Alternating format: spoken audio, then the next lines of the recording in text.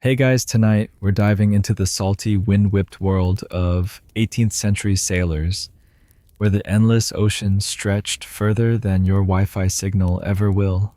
Picture yourself on a creaking whaling ship, the horizon a blurry line of blue, the air thick with the stench of boiled blubber and unwashed socks. You're stuck here for months, maybe years, with nothing but the same grizzled faces and the occasional gull mocking your life choices. Spoiler alert, you probably won't survive this boredom without losing a few marbles. But these sailors, they found a way to cope carving intricate designs into whalebones for fun, turning scraps of the sea into art that outlasted their voyages. So before you get comfortable, take a moment to like the video and subscribe, but only if you genuinely enjoy what I do here. Drop a comment with your location and local time. I'm curious where you're drifting off to this story from. Now, dim the lights, maybe turn on a fan for that soft background hum, and let's ease into tonight's journey together. You're swaying on the deck of a whaling ship, the Charles W. Morgan, let's say, somewhere off the coast of Nantucket in 17th. The sun's dipping low, painting the waves in shades of bruised orange, but you're not here for the view. Your hands are raw from hauling ropes, your back aches from scrubbing decks, and your stomach's doing flips from yet another meal of salt pork and weevily biscuits. The worst part, there's nothing to do. No Netflix, no TikTok, not even a dog-eared paperback to distract you from the fact that you're trapped on this floating splinter for the next 6 months. This is where the magic or madness of scrimshaw begins. Sailors like you, desperate to fill the endless hours, started picking up whale bones, the leftovers of their bloody trade, and carving them into something beautiful. Why? Because boredom is a beast, and creating something, anything, was the only way to tame it. Let's set the scene proper. Whaling was the oil industry of its day, fueling lamps across Europe and America with the blubber of sperm whales. By the mid-18th century, Nantucket and New Bedford were churning out ships like the Morgan, crewed by men who signed up for adventure but got a masterclass in monotony instead. A mainstream fact, whaling voyages often lasted 2 to 4 years, with crews harvesting up to 3,000 barrels of oil per trip. That's a lot of time to kill between chasing whales and boiling their fat. You're not just a sailor, you're a prisoner of the sea with no shore leave. No weekend plans, just the same horizon taunting you day after day. So you turn to the bones, jawbones, teeth ribs stacked in the hold after a successful hunt. They're not just trash, they're your canvas. Now here's a quirky tidbit. Some sailors believed whalebones held a kind of sea soul, a whisper of the creature's spirit that made carving them feel almost sacred. No hard proof, just shipboard gossip passed around like a flask of grog, but it gave the act a certain mystique. You're not just scratching at bone, you're coaxing out a story, maybe even a bit of luck. Historians still argue whether scrimshaw was purely practical, a way to stay sane, or if it carried deeper meaning, a ritual to connect with the whales they hunted. Whatever the truth, you're holding a knife, a bone, and a flicker of hope that this creation will outlast the ache in your fingers. You start small, maybe just etching your initials into a whale's tooth, the ivory smooth under your calloused thumb. It's not art yet, just a way to mark time, like scratching days into a prison wall. But you're hooked. The bone's hard surface resists your blade, forcing you to focus, to forget the creak of the ship, or the snore of the guy in the hammock next to you. It's meditative, almost ASMR worthy, the soft scrape of metal on ivory blending with the slap of waves against the hull. Joke number 1, if therapy existed back then, you'd probably trade a week's rations for a session, but instead you've got this bone and a bad attitude. The ship's rhythm doesn't help your mood. Days blur into weeks, punctuated only by the cry of, "There she blows," when a whale's spotted. Those moments are chaos rowboats, harpoons blood in the water, but they're rare. Most of your time is spent waiting repairing sails or scrubbing the deck until your knees scream. You've tried singing sea shanties, but after the 100th round of Drunken Sailor, even you want to toss yourself overboard. Carving, though, feels different. It's yours. No captain barking orders, no mate sneering at your knot tying skills. Just you, a bone, and the faint glow of a lantern swinging overhead. You're not alone in this. Across the deck, other sailors are hunched over their own projects. One guy's whittling a whale's rib into a pipe, another scratching a ship's outline onto a tooth. It's not a competition, not yet, but there's a quiet pride in the work. You catch a glimpse of a mate's carving a mermaid with a smirk that's way too detailed for a guy who claims he's never seen one. Joke 2, maybe he's been sneaking peeks at the figurehead when the captain's not looking. You swap a grin, but no words. The ship's too loud, too alive, with its own groans for small talk. This isn't just about killing time anymore. You're starting to see the bone as more than a byproduct. It's a piece of the sea itself, a relic of the creature that keeps this ship afloat, financially and literally. Every scratch you make is a rebellion against the grind, a way to say, "I'm more than a pair of hands." You're not sure if anyone will ever see this carving, but that's not the point. It's about proving you can make something, anything, in a world that's trying to grind you down. And trust me, the sea's got a PhD in that. By now you're noticing the bone's quirks.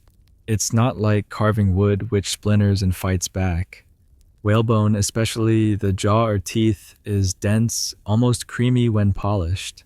You've botched a few lines, chipped your knife's edge, but you're learning.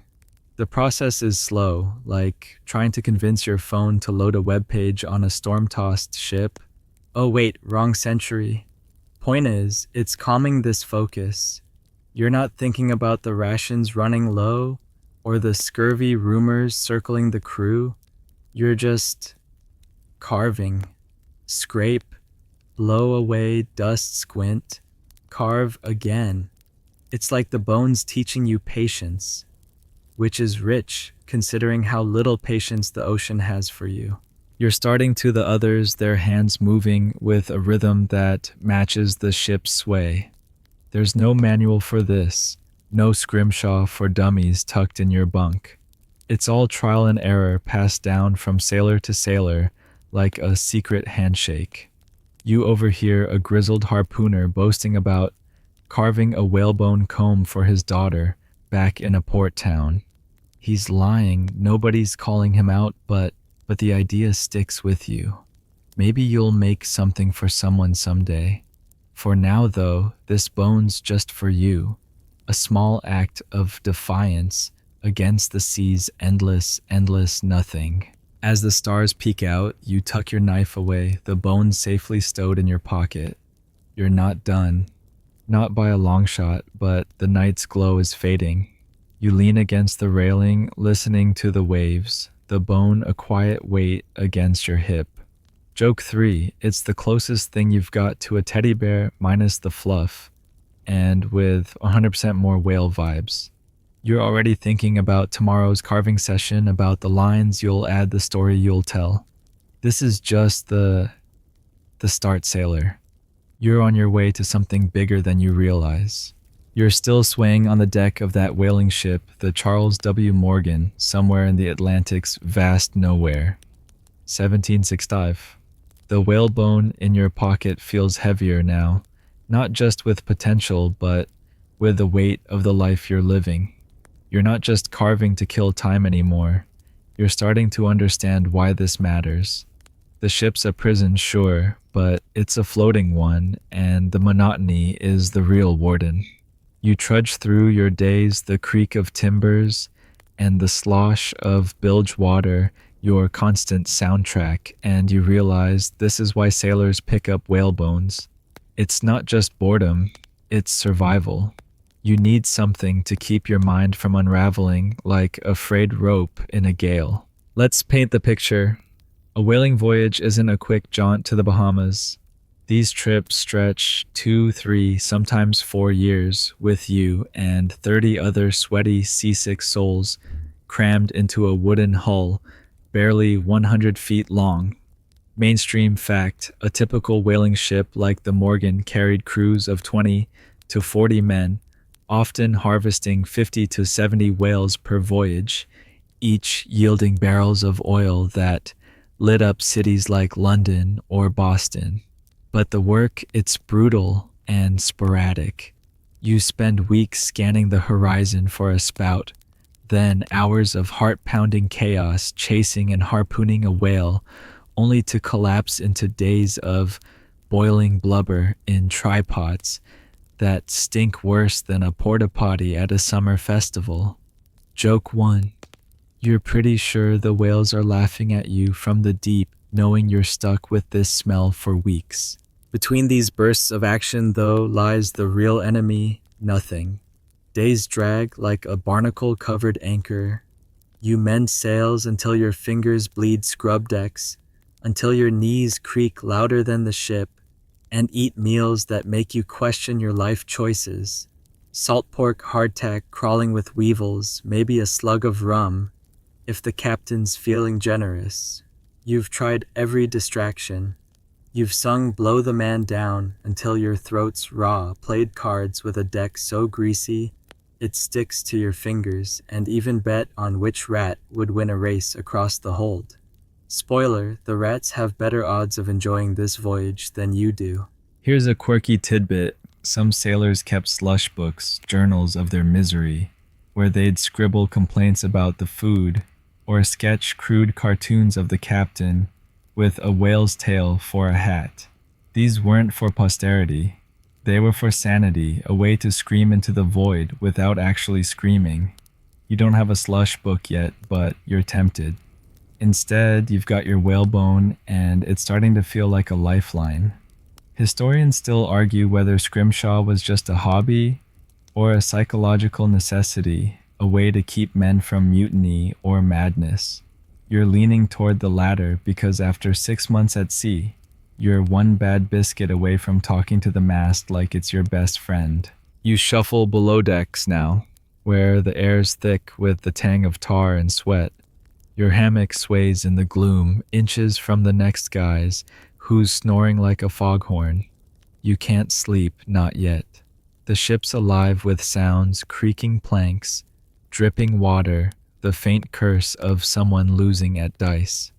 You pull out your whalebone, a tooth you nabbed from the last hunt, and run your thumb over its smooth curve. It's not much, but it's yours, a piece of something real, in a world that feels like a fever dream. You're starting to see why sailors carve. It's not just about making pretty things. It's about proving you still exist. The days blend into a gray haze. You wake at dawn, choke down breakfast, if you can call it that, and haul yourself topside for another round of chores. The captain's barking about a loose rigging, the mates sneering at your knot tying, and the wind's whipping salt into your eyes. You're not paid enough for this, and by enough, you mean at all. Most of your wage is a share of the oil, if the voyage turns a profit. Joke 2, you're basically an unpaid intern for Poseidon, with worse benefits and no coffee runs. You grind through the hours, but your mind's elsewhere, itching to get back to that bone. Night falls, and you finally get a moment to breathe. You perch on a barrel near the tripods, the embers casting a faint glow. The ship's quieter now, save for the slap of waves and the occasional cough from the forecastle. You pull out your knife, a beat-up thing you traded for in Nantucket, and start scratching at the bone. The motion soothing, like scrolling through your phone back when you had one, except this is slower, deliberate. Scrape, pause, blow away dust. You're not sure what you're carving yet. Maybe a ship, maybe a whale, but it doesn't matter. The act itself is enough, a tiny rebellion against the ship's relentless grind.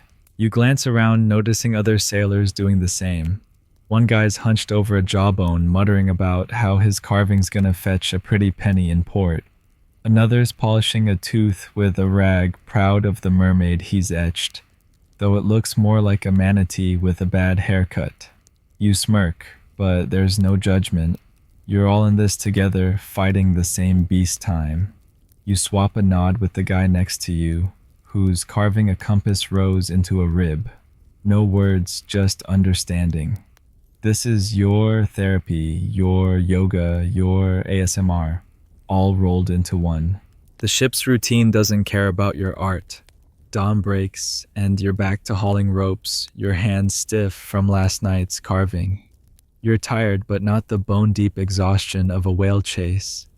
This is different, almost satisfying. You catch yourself daydreaming about the bone during chores, planning your next lines, maybe a wave pattern or a star.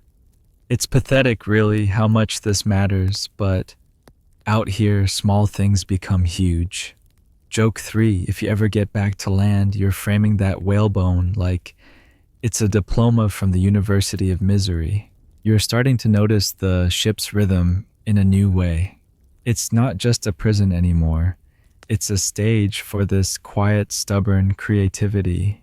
Every creak, every groan of the hull feels like a metronome for your knife. You're not escaping the monotony. You're reshaping it, turning dead time into something tangible. The bone's still just a tooth, but it's also a mirror reflecting back a version of you that's not just a sailor, not just a cog in this floating machine. You're someone who makes things, who leaves a mark, even if it's just a scratch in ivory. As you tuck the bone away for the night, you lean against the railing, the sea stretching endless under a sky prickled with stars. You're not free, not by a long shot, but you're not lost either. The bone's proof of that. You're already thinking about tomorrow's session, about the story you'll carve next. This ship, this life, it's grinding you down, but you're fighting back one scrape at a time. You're still aboard the Charles W. Morgan, rocking on the Atlantic's restless waves in 1765. The whalebone tooth tucked safely in your pocket, like a talisman against the sea's endless drone. The ship's monotony has you in its grip. Salt pork for breakfast, again deck scrubbing until your hands are raw, and the same tired shanties circling like gulls. But you've got a secret weapon now, that bone, and the promise of carving it. Before you can etch a single line, though, you need tools, and out here there's no Home Depot. You're about to learn how sailors like you turn scraps and ingenuity into a workshop, crafting everything needed to make scrimshaw more than a pipe dream.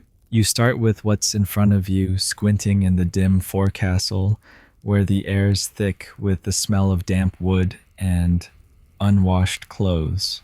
Your knife's the obvious first choice, a sailor's constant sidekick used for cutting rope, gutting fish, or settling the occasional score over a bad hand at cards. It's a sturdy blade, maybe 6 inches, but it's dull from months of abuse, more suited to hacking than carving. You need it sharp, precise enough to tease out the bone's secrets. So you scrounge for a whetstone, a palm-sized slab of grit that's passed around the crew like a communal toothbrush. Joke 1, it's probably cleaner than the cook's apron, but you're not betting your rations on it. You find the stone stashed in a mate's sea chest, traded for a promise to cover his watch later. You settle on a barrel near the mainmast, the ship's sway rocking you like a cranky lullaby, and start sharpening. The blade sings against the stone, a soft rasp that cuts through the creak of timbers. You're careful angling the edge, just right, spitting on the stone for lubrication because well water's too precious to waste. It takes time too much, honestly, but you're learning patience out here, whether you like it or not. By the time you're done, the knife gleams under the lantern's flicker, sharp enough to shave the stubble you haven't touched in weeks. A knife's not enough, though. Whalebone's tough, denser than oak, and carving. It feels like trying to etch glass with a spoon.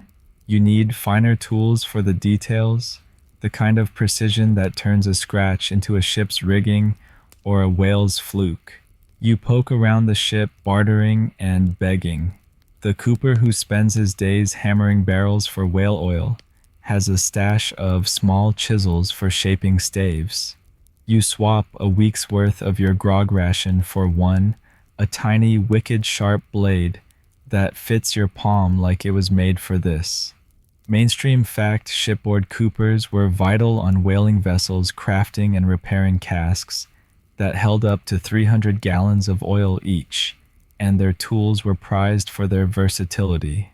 You're starting to see the ship as a scavenger hunt, every nook hiding something useful. Next, you need something to smooth the bone's surface. Raw whale bones rough pitted from the sea's wear, and your carvings won't show without a polished canvas.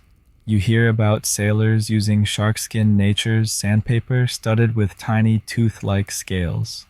A harpooner owes you a favor from that time you didn't rat him out for sneaking extra biscuits, so he tosses you a strip of dried skin from a shark caught last month. You test it on a scrap of bone rubbing in slow circles and watch the surface turn glossy, almost creamy. It's satisfying, like wiping fog off a mirror, revealing the bone's potential. Quirky tidbit: some sailors swore sharkskin had a sea spirit that made bones easier to carve, a superstition no one questioned because, frankly, you all need a bit of magic out here. You're not done yet. To make your carvings pop, you need ink, something to fill the etched lines and bring your designs to life. Ink's scarce on a ship. The captain's log gets first dibs on the quill and bottle stuff, but you're resourceful.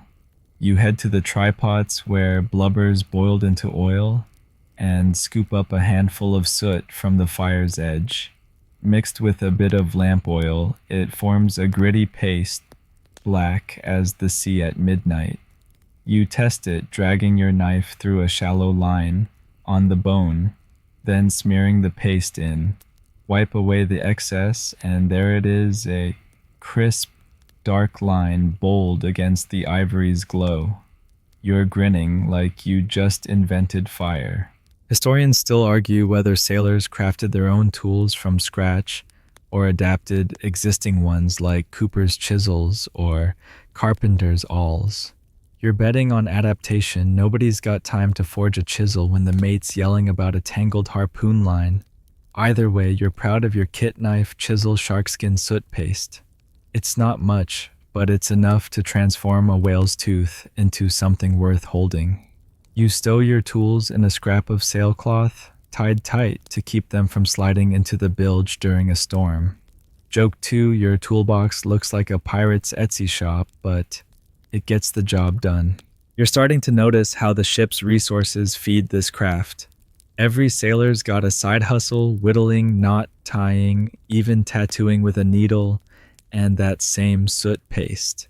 You swap tips with a lanky kid from Rhode Island who's carving a whalebone pipe. He shows you how to angle your chisel for smoother curves, and you share your sharkskin trick. It's not a classroom, but it's close, a quiet exchange of know-how under the stars. The ship's a harsh teacher, but it's giving you what you need piece by piece. You test your tools late at night, perched in the forecastle with a lantern swinging overhead. The bone's smoother now, ready for more than just your initials.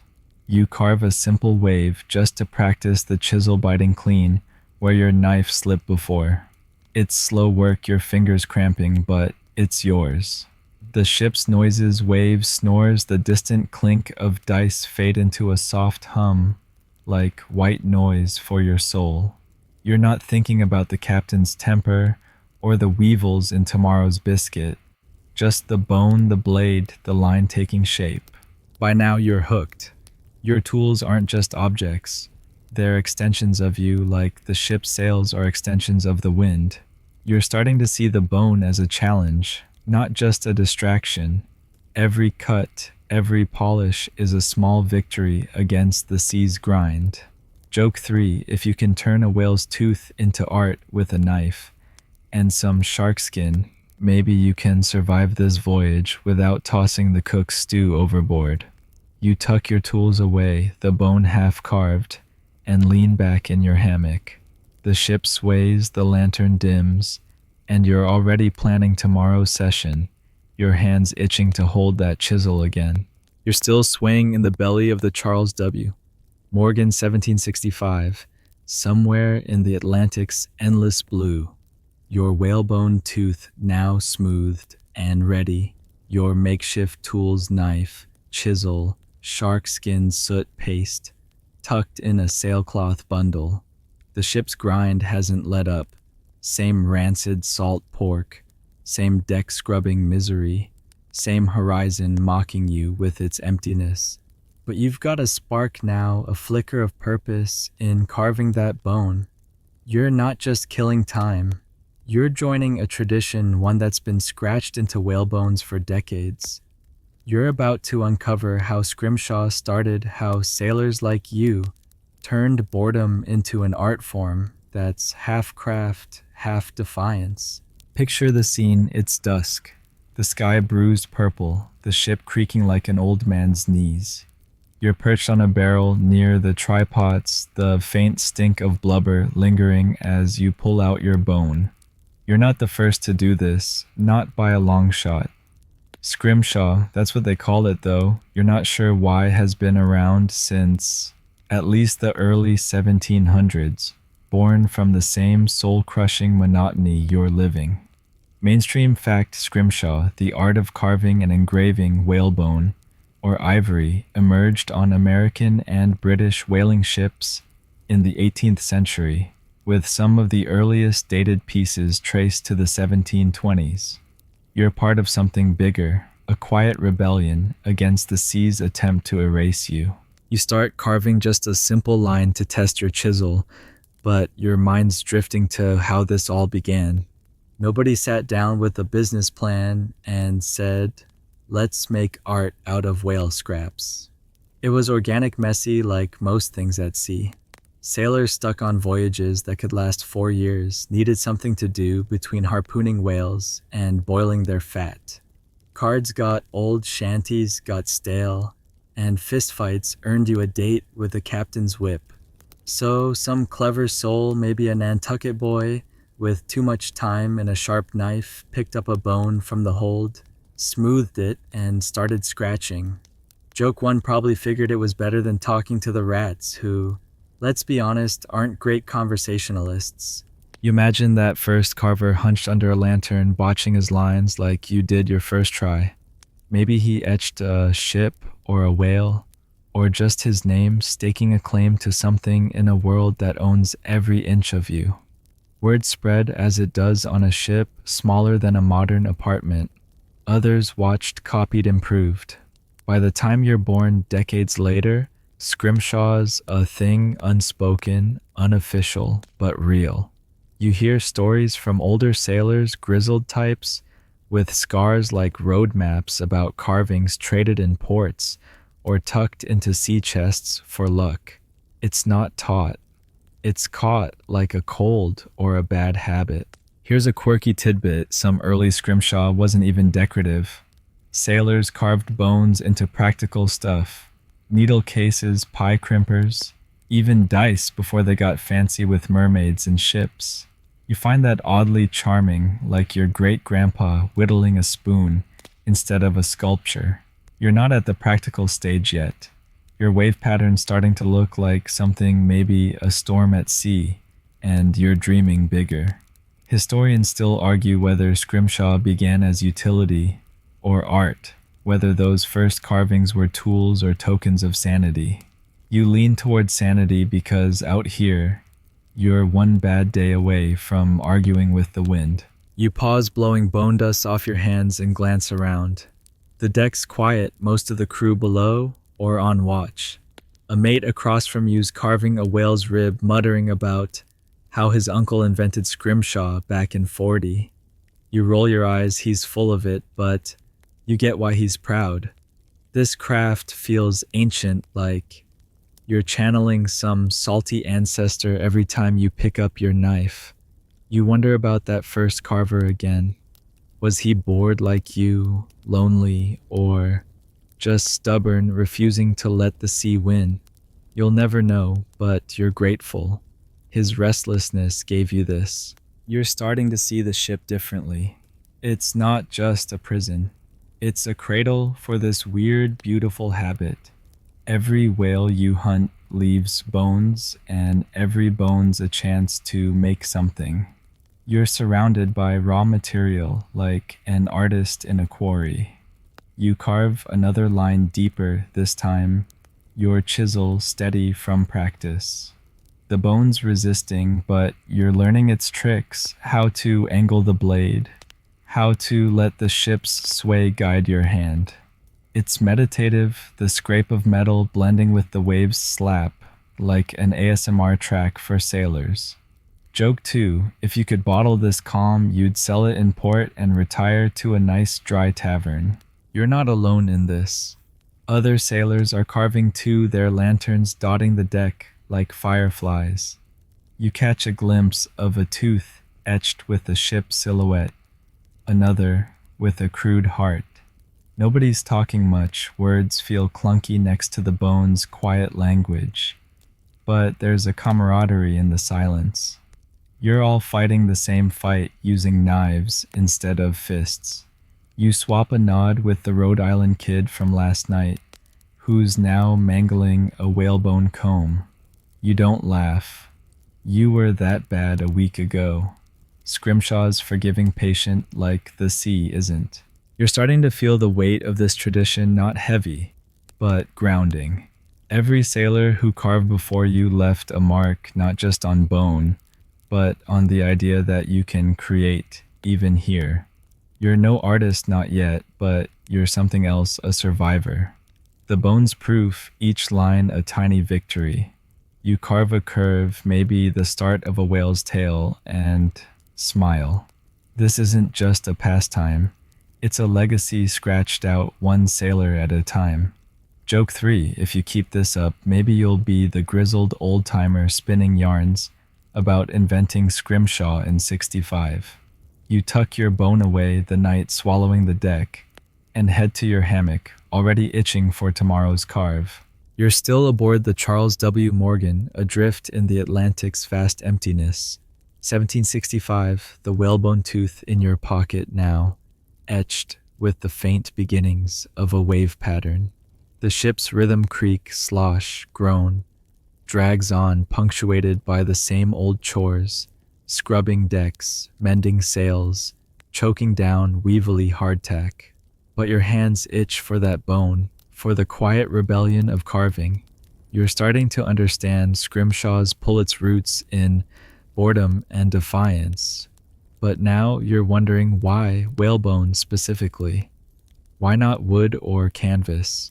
You're about to see why these sea-scarred bones were the perfect canvas for sailors like you, turning scraps into art that could survive the salt and spray.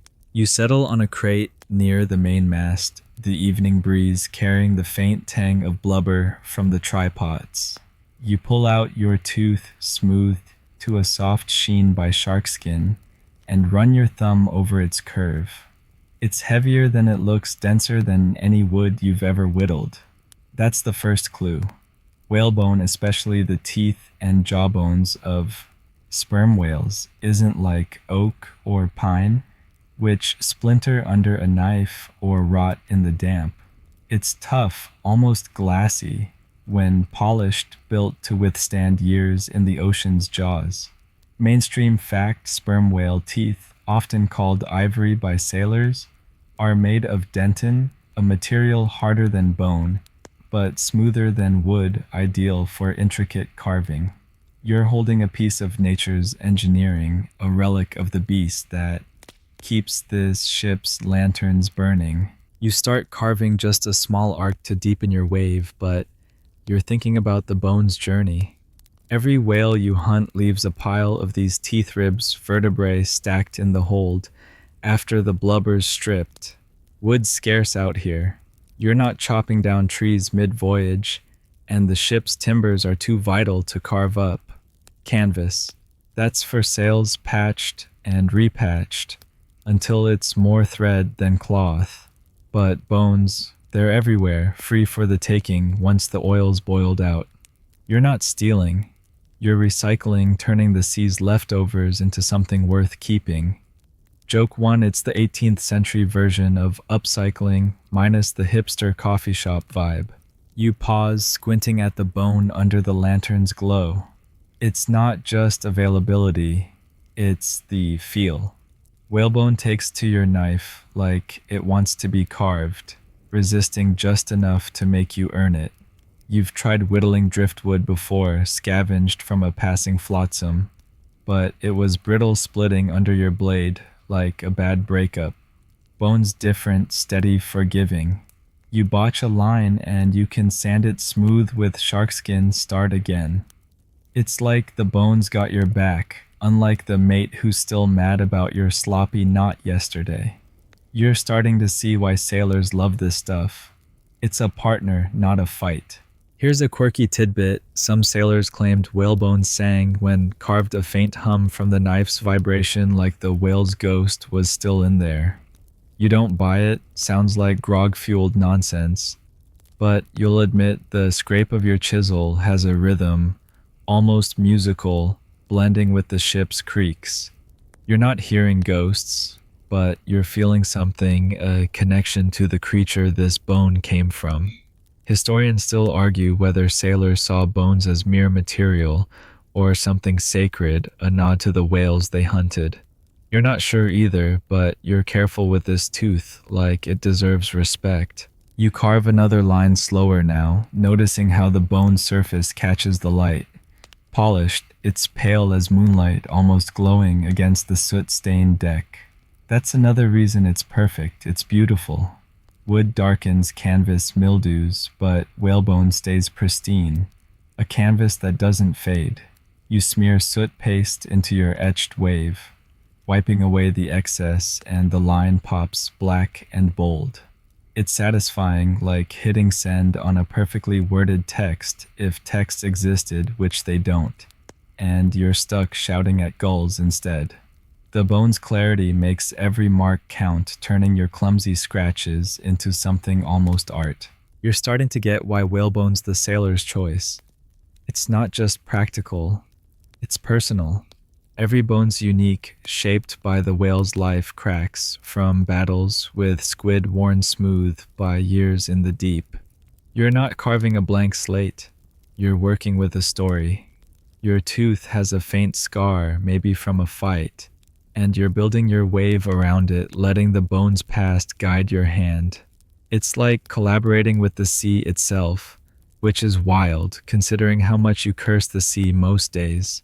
Joke 2, if you could get this bone to pay your wages, you'd be set for life. You glance around, spotting other sailors hunched over their own bones. One's polishing a jawbone slab big enough for a map or a ship's portrait. Another's etching a tooth with a star, tiny but sharp. You're all using the same material, but each piece feels different, like the whales themselves. You wonder if that's why Scrimshaw caught on, not just because bones were there, but because they were special, a gift from the hunt. You're not sentimental, but you're starting to think of your tooth as more than trash. It's a piece of the ocean, and you're giving it a new life. You're carving deeper now, your chisel steady, the bone yielding just enough. It's slow, deliberate, like writing a letter you'll never send. The ship's sway rocks you gently, the lanterns flicker, dancing on the bone's surface. You're not thinking about the captain's temper or the scurvy rumors circling the crew. Just the bone, the blade, the wave taking shape. It's ASMR for your soul, the soft scrape drowning out the world. You're starting to love this tooth, its weight, its secrets. It's not just a canvas. It's a confidant holding your marks without judgment. By now you're sold. Whalebones, perfect, tough, beautiful, abundant, forgiving. You tuck your tooth away, your fingers stiff but satisfied.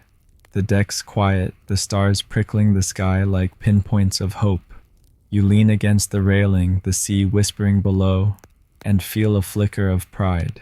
You're not just a sailor. You're a maker turning the sea's bones into something that'll outlast this voyage. Joke 3, if you keep this up, you'll have a whole gallery by the time you hit port, assuming you don't trade it all for a decent meal first. You're still aboard the Charles W. Morgan lost in the Atlantic's endless sway. 1765, your whalebone tooth now etched with a wave pattern that's starting to look like a storm at sea. The ship's grind salt pork deck scrubbing the mate's glare hasn't let up, but you've got your chisel, your shark skin, your soot paste, and a growing obsession with this bone. It's not just a distraction anymore. It's a ritual, a way to steal back a piece of yourself from the sea's relentless grip. Tonight, you're carving under lantern light. The ship's creaks and groans your only company, and you're about to discover how sailors like you turn these flickering hours into art-scratching stories into bone while the world sleeps. You settle into the forecastle, a cramped corner below decks, where the air's thick with the smell of tar and sweat-soaked hammocks. The lantern swings above, casting shadows that dance like ghosts on the timbers. Your tools are spread out on a scrap of sailcloth, knife chisel, shark skin, a smudge of soot paste. You pull out your tooth, its polished surface catching the light like a tiny moon. It's late, most of the crew's snoring, their hammocks swaying like cocoons. But you're wide awake, the bone calling you like a siren. You start carving, deepening the wave's curve, each scrape a soft whisper against the ship's groans. This is when scrimshaw happens at night, under lanterns, when the ship feels like it's holding its breath. Mainstream fact sailors often carve during the night watch, or after chores using whale oil lanterns that burn the very blubber they'd harvested, casting a warm, flickering glow over their work. You're not on watch tonight, a rare mercy, so you've got hours to lose yourself in this. The lantern's light is dim barely enough to see your lines, but you've learned to work by feel your fingers tracing the bone's contours, like a map you're still drawing. It's slow, deliberate, like trying to text on a flip phone, clunky, but satisfying when you get it right. You're not alone, not really. Across the forecastle, a few others are awake, hunched over their own bones. One guy's etching a ship onto a jawbone, his knife glinting as he mutters about a storm he survived off Greenland. Another's polishing a tooth, the soft rasp of shark skin blending with the waves outside. Nobody talks much. Words feel heavy in this glow. You're all in your own worlds, carving stories nobody else will see, until you hit port. Joke 1, it's like a knitting circle, but with knives and whale teeth and way less gossip unless you count the rats eavesdropping. You focus on your wave, adding a curl that might be a crest or a mistake you'll decide later. The bone's smooth now thanks to hours with the shark skin, and your chisel bites clean, leaving lines that catch the lantern's flicker. You smear soot paste into the cuts, wiping away the excess, and the wave pops black and bold against the ivory's glow. It's mesmerizing the way the light plays on the bone, like it's alive. Quirky tidbit, some sailors swore the lantern's whale oil made their carving sharper, as if the whale spirit was guiding the blade. You don't buy that, but you'll admit the oil's glow feels intimate, like the sea's watching you work. You pause, stretching your cramped fingers, and glance at the lantern. It's a simple thing, tin a wick, whale oil, but it's your lifeline tonight. The flame sputters, throwing shadows that make your wave look like it's moving, crashing against an invisible shore. You're starting to understand why night's the best time for this. Days too chaotic ropes to haul sails to mend the captain's voice barking through the haze. Nights quieter, softer, like the ship's giving you permission to think. You carve another line, a jagged edge, for your storm, and it feels like you're stealing time, making it yours. Historians still argue whether nighttime carving was about practicality free hours or something deeper, a way to process the day's grind or the sea's vastness. You're betting on both. Out here, you're small, a speck on a speck, and the ocean doesn't care if you live or die. Carving under this lantern, though, you're not small. You're making something, leaving a mark, even if it's just a wave, nobody will see. You lean closer, the lantern's heat warming your face, and add a tiny swirl, maybe a whirlpool.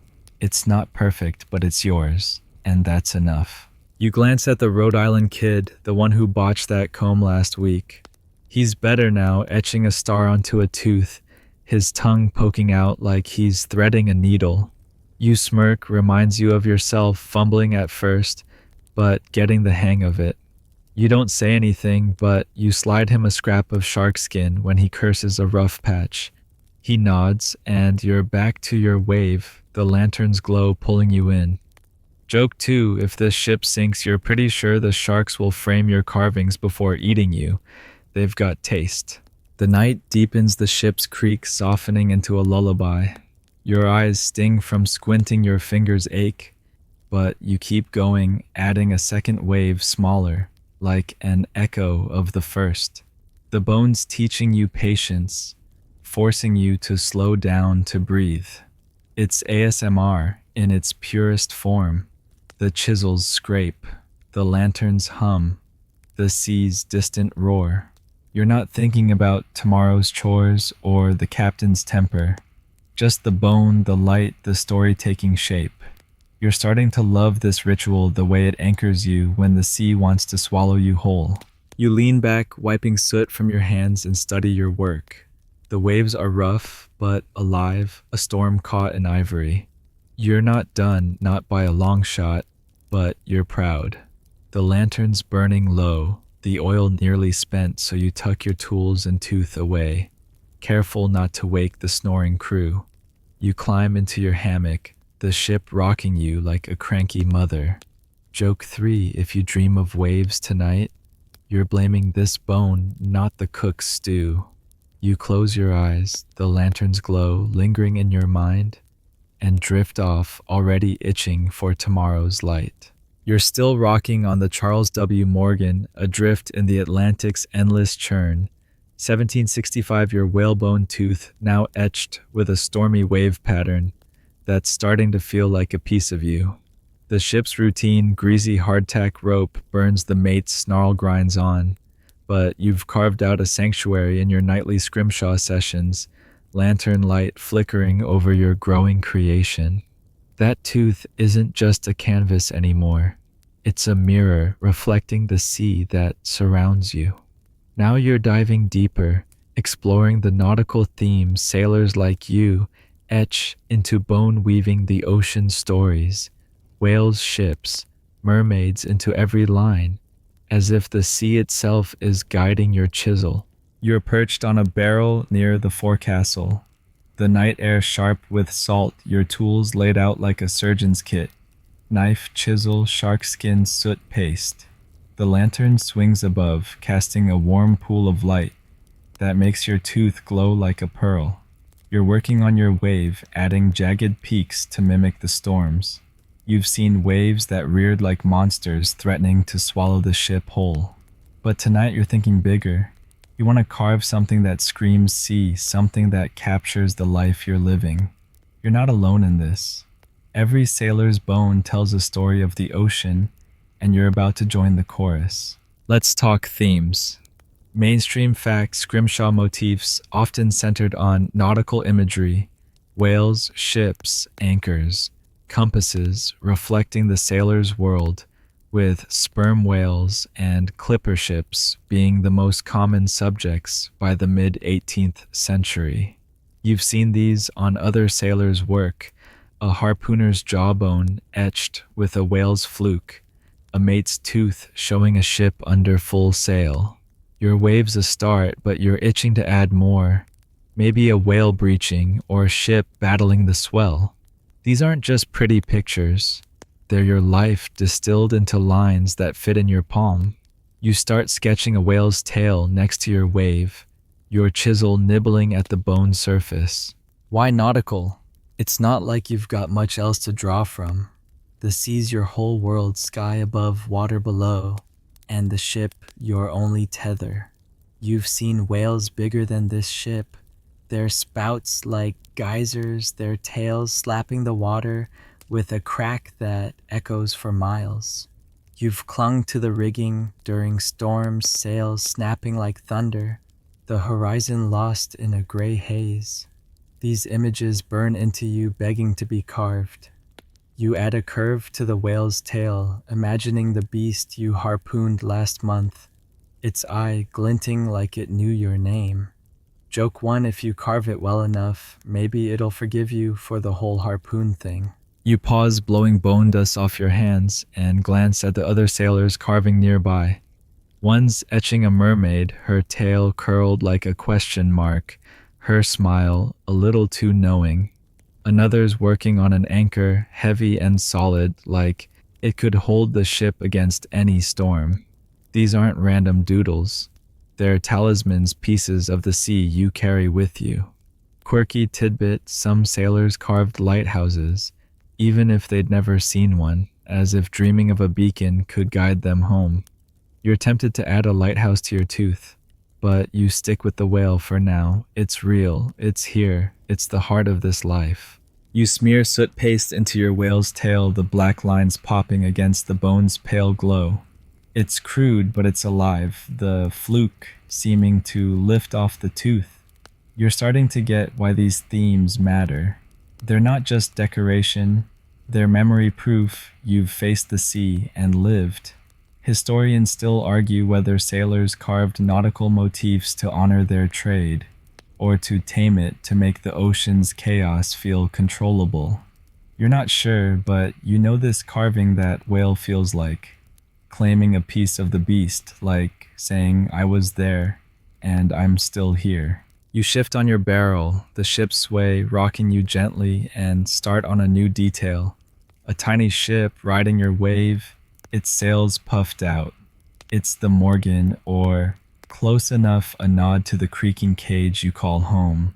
Your chisel slips once, leaving a nick, but you sand it smooth with shark skin cursing under your breath.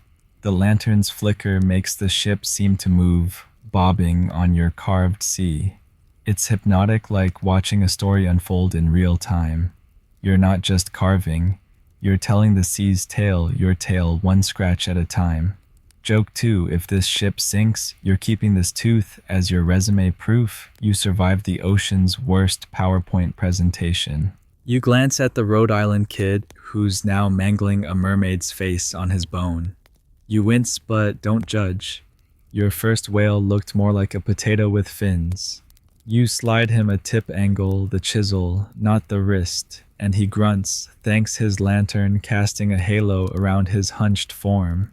You're all telling the same story in a way, the sea, the ship, the creatures that haunt both. Your whale's tail is sharper now, the wave beneath it wilder. You're not an artist, but you're close to the bone, forgiving your mistakes like a patient friend. The night's deep now. The ship's creak softening into a lullaby. Your fingers ache, your eyes burn from squinting, but you keep going, adding a star above your ship, a nod to the ones guiding you through this endless night. The lantern's glow feels like a secret shared only with the bone and the sea outside. It's ASMR in its rawest form.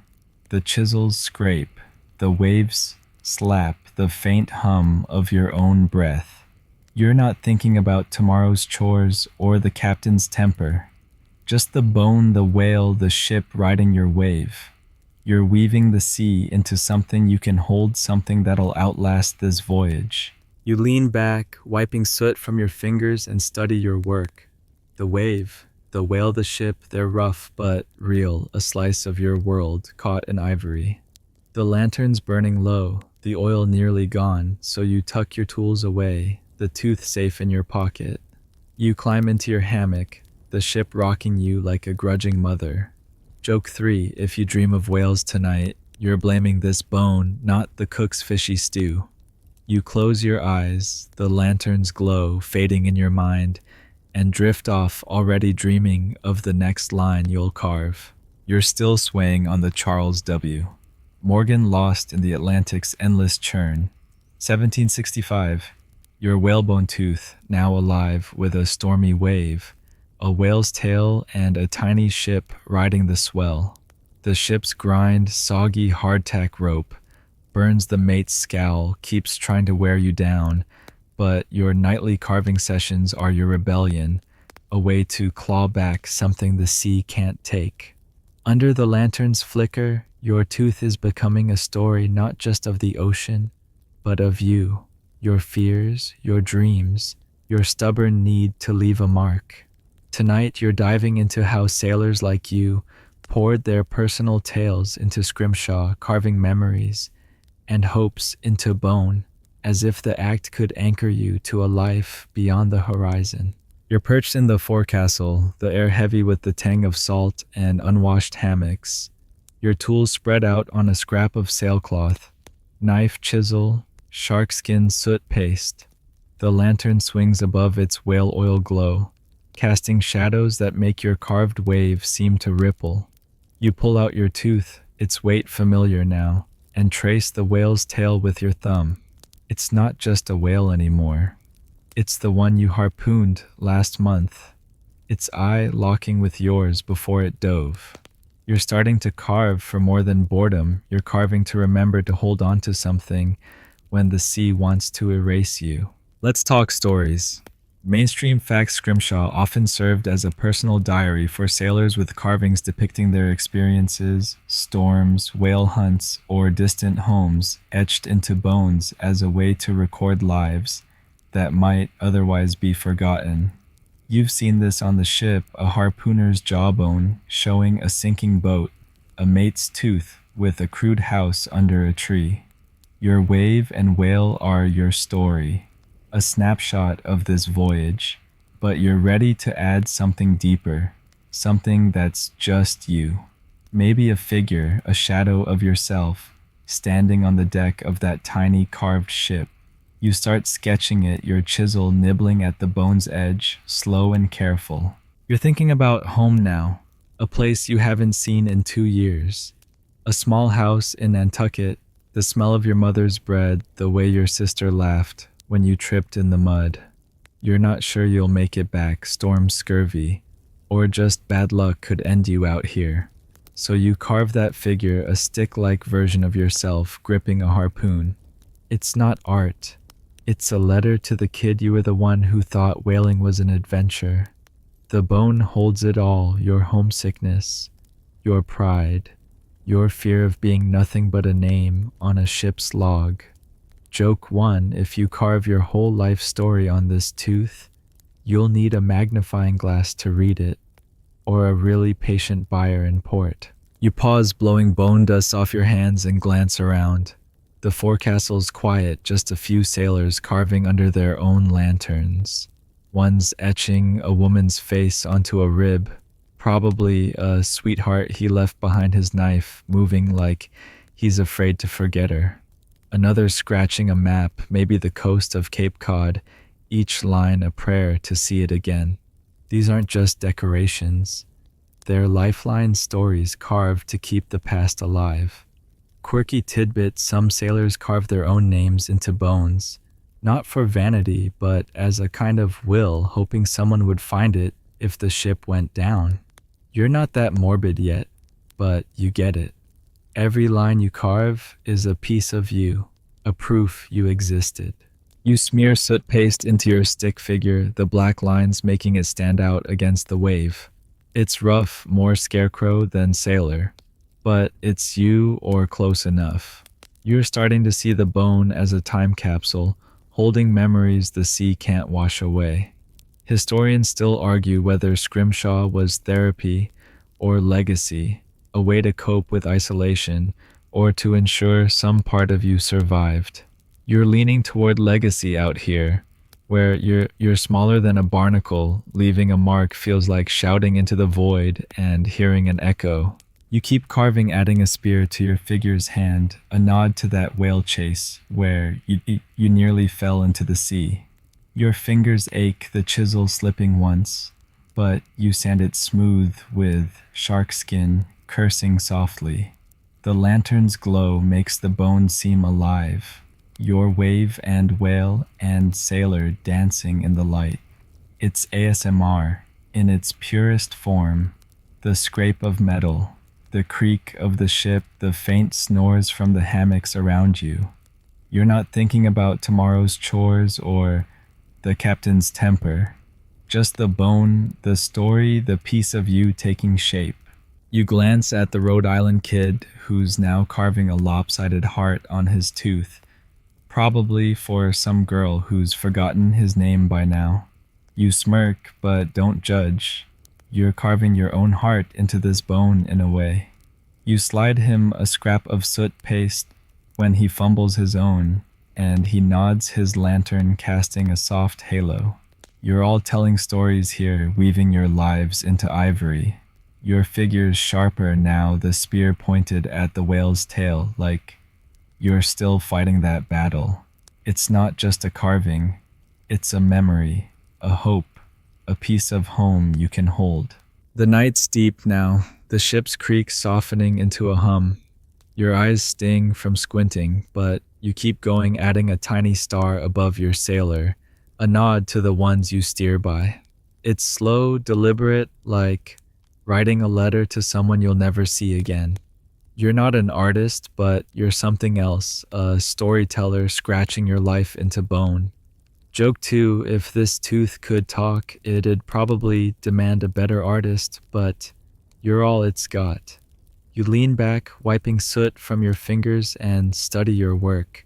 The wave, the whale, the sailor, they're rough but real, a piece of your soul caught in ivory.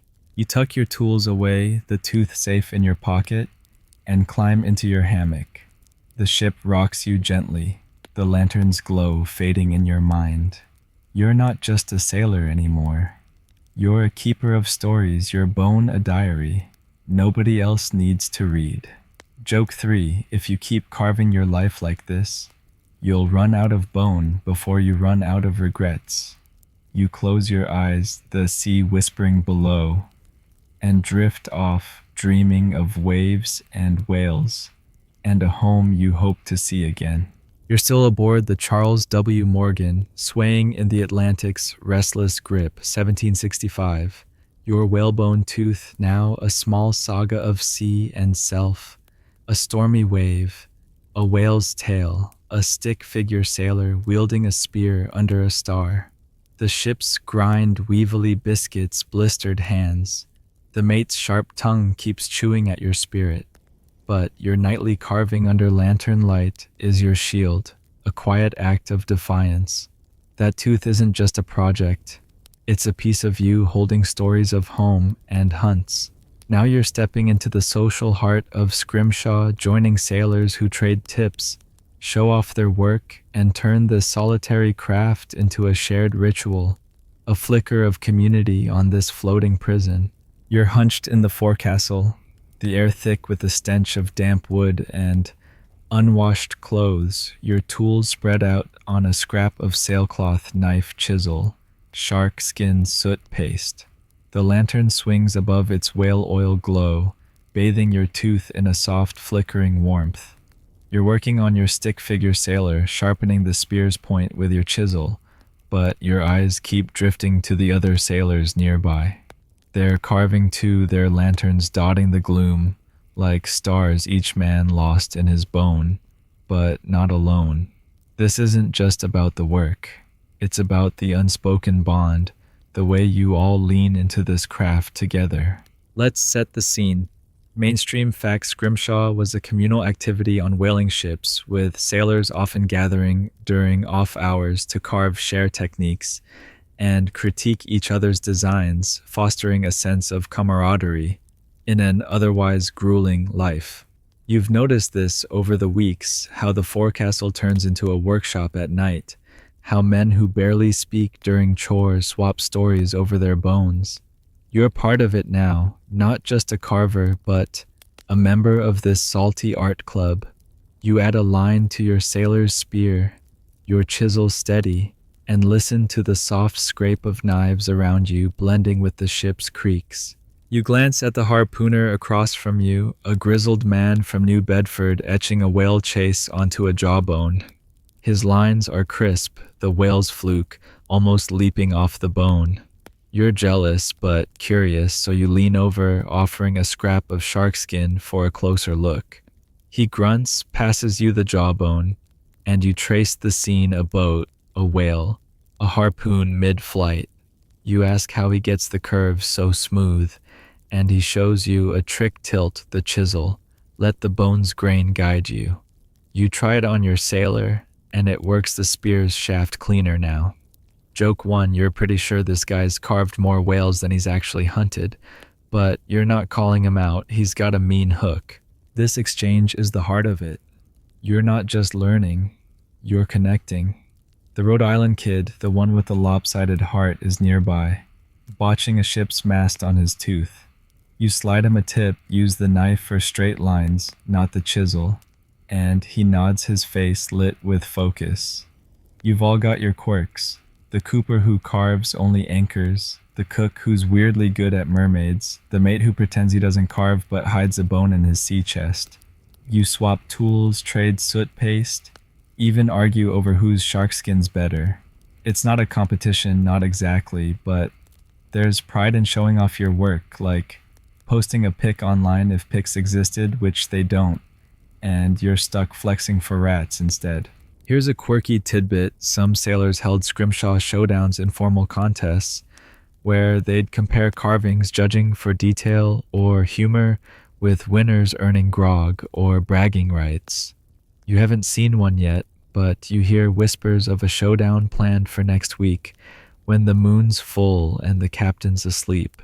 You're tempted to enter, though your tooth's still rough. You carve a tiny wave under your sailor's feet, tying him to the sea, and wonder if it's good enough.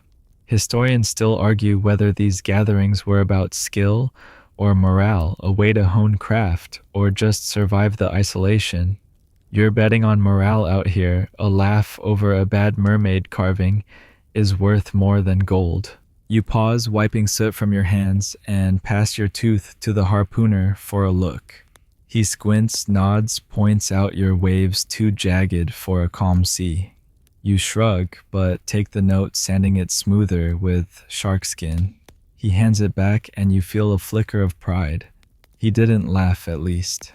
You're starting to love this, not just the carving, but the sharing, the way a glance or a grunt says more than words.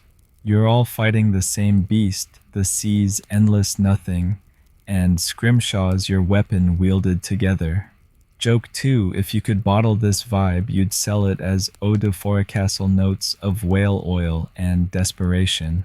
You keep carving, adding a star above your sailor, a nod to the nights you've spent staring at the sky, praying for land. The lantern's glow makes the bone seem alive, your figures dancing in the flicker. It's ASMR in its rawest form. The chisel's scrape, the soft curses of a slipped knife, the sea's distant roar. You're not thinking about tomorrow's chores or the captain's temper. Just the bone, the crew, the stories you're all telling. You glance at the Rhode Island kid who's fixed his mast, looking prouder than a captain on payday. You nod, and he grins, a rare crack in his usual scowl. The night's deep now, the ship's creak softening into a hum. Your fingers ache, your eyes burn, but you keep going, sharpening your sailor's outline, making him stand taller. You're not just carving for yourself anymore. You're carving for this crew, for the nods and grunts that say you're seen. You lean back, studying your tooth wave whale sailor star. It's rough, but real, a piece of you shared with these men. You tuck your tools away, the tooth safe in your pocket, and climb into your hammock. Joke 3, if you dream of scrimshaw showdowns tonight, you're blaming the harpooner's tall tales, not the cook's stew. You close your eyes, the lantern's glow lingering, and drift off feeling less alone than you have in months. You're still aboard the Charles W. Morgan rocking on the Atlantic's restless waves. 1765, your whalebone tooth, now. A small saga, a stormy wave, a whale's tail, a stick figure sailor under a star all etched in lantern-lit nights. The ship's grind, soggy biscuits rope. Burns the mate's sneer keeps gnawing at you, but your scrimshaw sessions shared with the crew's grunts and nods are your lifeline. That tooth isn't just a story. It's a currency, a token of pride and trade among sailors who've got little else to barter. Tonight, you're diving into how scrimshaw became more than art, turning into a sailor's coin swapped and valued like gold in this floating world where cash means nothing. You're perched on a barrel in the forecastle, the air thick with the tang of whale oil and damp hemp, your tools laid out, knife, chisel, shark skin, soot paste. The lantern swings above its glow, making your tooth shimmer like a tiny moon. You're refining your sailor's outline, sharpening his spear, but your mind's on the buzz from last night's carving session. The harpooner, that grizzled New Bedford man, showed off a jawbone etched with a whale chase so fine it could have been a painting. Someone offered him a week's grog for it, and he laughed, saying it was worth more than that. You're starting to see scrimshaw as something bigger, a way to trade to matter, to hold power in a world that strips you bare. Let's talk value. Mainstream fact on whaling ships where money was useless until Port Scrimshaw became a form of barter, with sailors trading carved bones for goods like tobacco, rum, or extra rations, especially in the 18th and early 19th centuries. Out here, you're paid in promises, a share of the oil, if the voyage turns a profit, but promises don't buy you a smoke or a swig when you're desperate. So you carve, and your tooth becomes a coin, a ticket to something better than the cook's stew. You're not there yet. Your sailor's still rough, but you're dreaming of what it could fetch, a plug of tobacco maybe, or a needle to fix your torn jacket. You carve a new detail, a tiny rope coiled at your sailor's feet, your chisel steady from the harpooner's tip, about following the bone's grain. You're thinking about trade now, how the Rhode Island kid swapped a lopsided heart-carved tooth for a pair of gloves last week. You saw the deal go down, grins, a handshake, no words wasted. It wasn't just gloves. It was respect, a nod to the kid's effort. You want that to hold up your tooth and see eyes light up, to know your work's worth something. Joke one, if you trade this tooth for a decent meal, you're framing the biscuit as a keepsake, minus the weevils. You pause, wiping soot from your hands, and glance around. The forecastle's alive with carvers, their lanterns flickering like a secret market.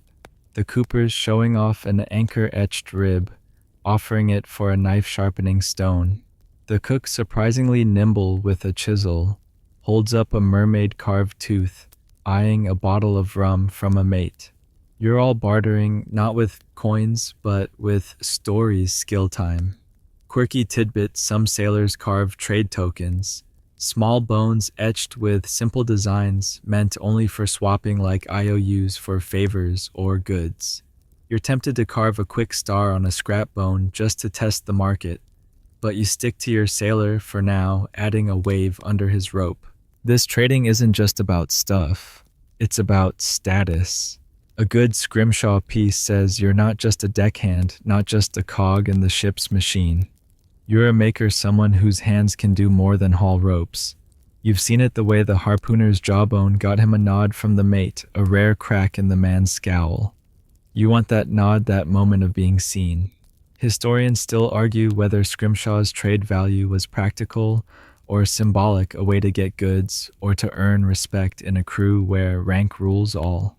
You're betting on both. Out here, a bottle of rum and a bit of pride are worth the same. You smear soot paste into your sailor's rope, the black lines popping against the bone's glow. It's looking good, better than you expected, and you're starting to imagine trading it. Maybe for a blanket yours is more holes than wool, or a turn at the wheel just to feel in control for once. You glance at the Rhode Island kid, who's now carving a crude anchor, his heart tooth already traded away. You slide him a tip less pressure on the chisel for finer lines, and he grunts thanks, his lantern casting a soft halo. You're all in this together, swapping skills and stories as much as bones. Joke 2, if this forecastle was a flea market, you'd all be haggling over whale teeth like they're vintage vinyl. You keep carving, adding a tiny cloud above your sailor, a nod to the storms you've survived. The lantern's flicker makes it seem alive, your figures dancing on the bone. It's ASMR in its rawest form. The chisels scrape, the soft clink of a traded bone across the deck, the sea's distant hum. You're not thinking about tomorrow's chores or the captain's temper, just the bone, the trade, the chance to be more than a sailor. You're starting to love this game the way a good carving can shift the ship's hierarchy, even for a moment. The night's deep now, the ship's creak softening into a lullaby. Your fingers ache, your eyes burn, but you keep going, sharpening your sailor's outline, making him stand prouder. You're not just carving for trade, you're carving for a place in this crew, a way to say, I'm here. You lean back, studying your tooth wave whale sailor rope cloud.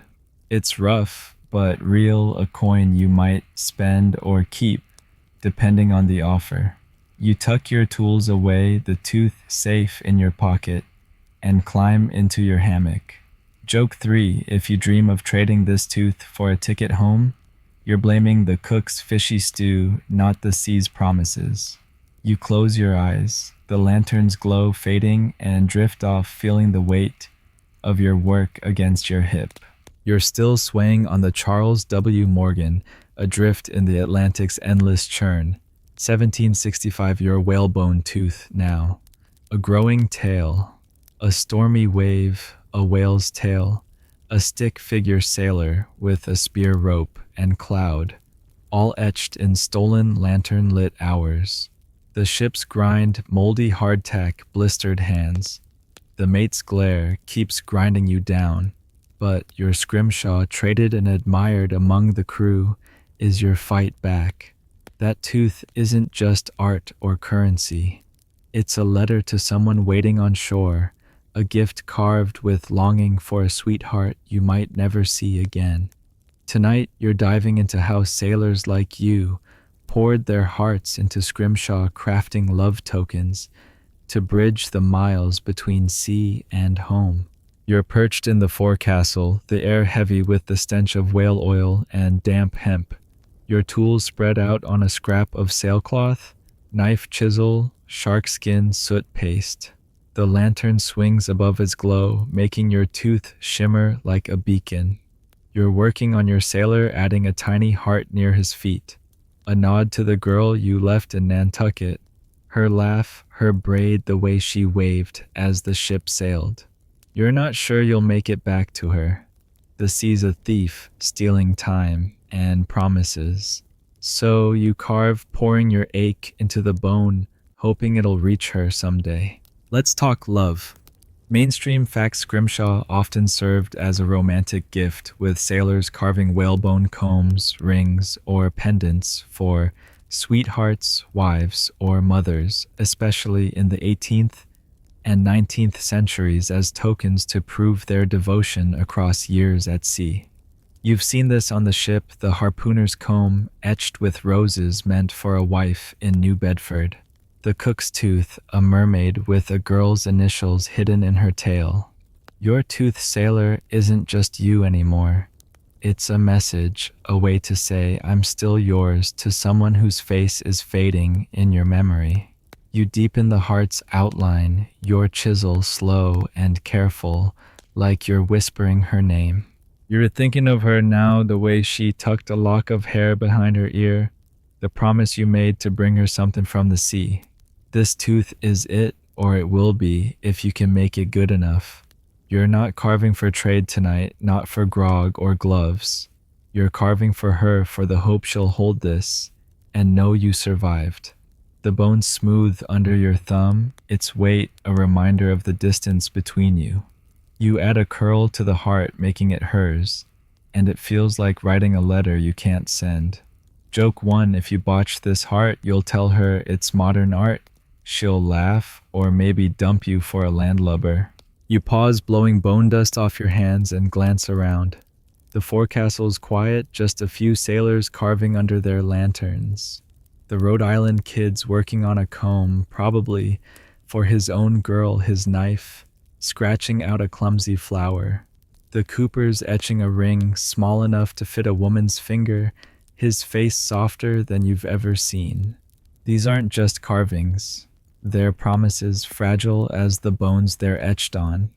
Quirky tidbits: some sailors carved love poems into bones.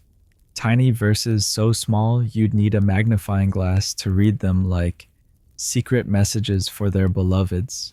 You're not that poetic, your heart's more doodle than sonnet, but you get the urge, the need to send something home. You smear soot paste into your heart, the black lines popping against the bone's glow. It's simple, but real, a piece of you for her. Historians still argue whether these love tokens were heartfelt or practical, a way to keep sweethearts loyal, or just something to trade for affection in port. You're betting on heartfelt out here, where the sea could swallow you tomorrow. Carving her heart feels like holding her hand. You add a tiny wave under the heart, tying it to your sea, to your story. The lantern's flicker makes it seem alive, like it's beating. You're lost in it now. The ship's creaks fading, the snores of the crew, a distant hum. Your fingers ache, your eyes sting from squinting, but you keep going, adding a star above the heart, a nod to the nights you've spent dreaming of her. It's ASMR in its purest form. The chisel's scrape, the soft rustle of shark skin, the sea's endless whisper. You're not thinking about tomorrow's chores or the captain's temper, just the bone, the heart, the hope she'll hold this someday. You glance at the Rhode Island kid who's cursing his flower's wonky petals. You slide him a tip, lighter strokes for curves, and he nods his lantern, casting a warm glow. The night's deep now, the ship's rhythm softening into a lullaby. You're not an artist, but you're a lover, carving for someone who might still be waiting. You lean back, studying your tooth-wave whale sailor heart star. It's rough, but hers a letter in ivory. You tuck your tools away, the tooth safe in your pocket, feeling heavier now, like her hand on your shoulder. Joke 2: if you get this to her, you're hoping for a kiss, not a critique. She's no art critic, thank the stars. You climb into your hammock, the ship rocking you gently. Joke 3: if you dream of her tonight, you're blaming this bone, not the cook's fishy stew. You close your eyes, the lantern's glow fading, and drift off her face clearer than it's been in months. Section 12. You're still aboard the Charles W. Morgan, adrift in the Atlantic's endless churn. 1765. Your whalebone tooth, now a love letter etched in ivory, a stormy wave, a whale's tail, a stick figure sailor with a spear, a coiled rope, a heart for your Nantucket girl, all crowned by a tiny star. The ship's grind, soggy hardtack, chapped hands. The mate's sharp tongue keeps trying to break you, but your lantern-lit scrimshaw sessions shared with the crew's grunts and traded tips are your anchor.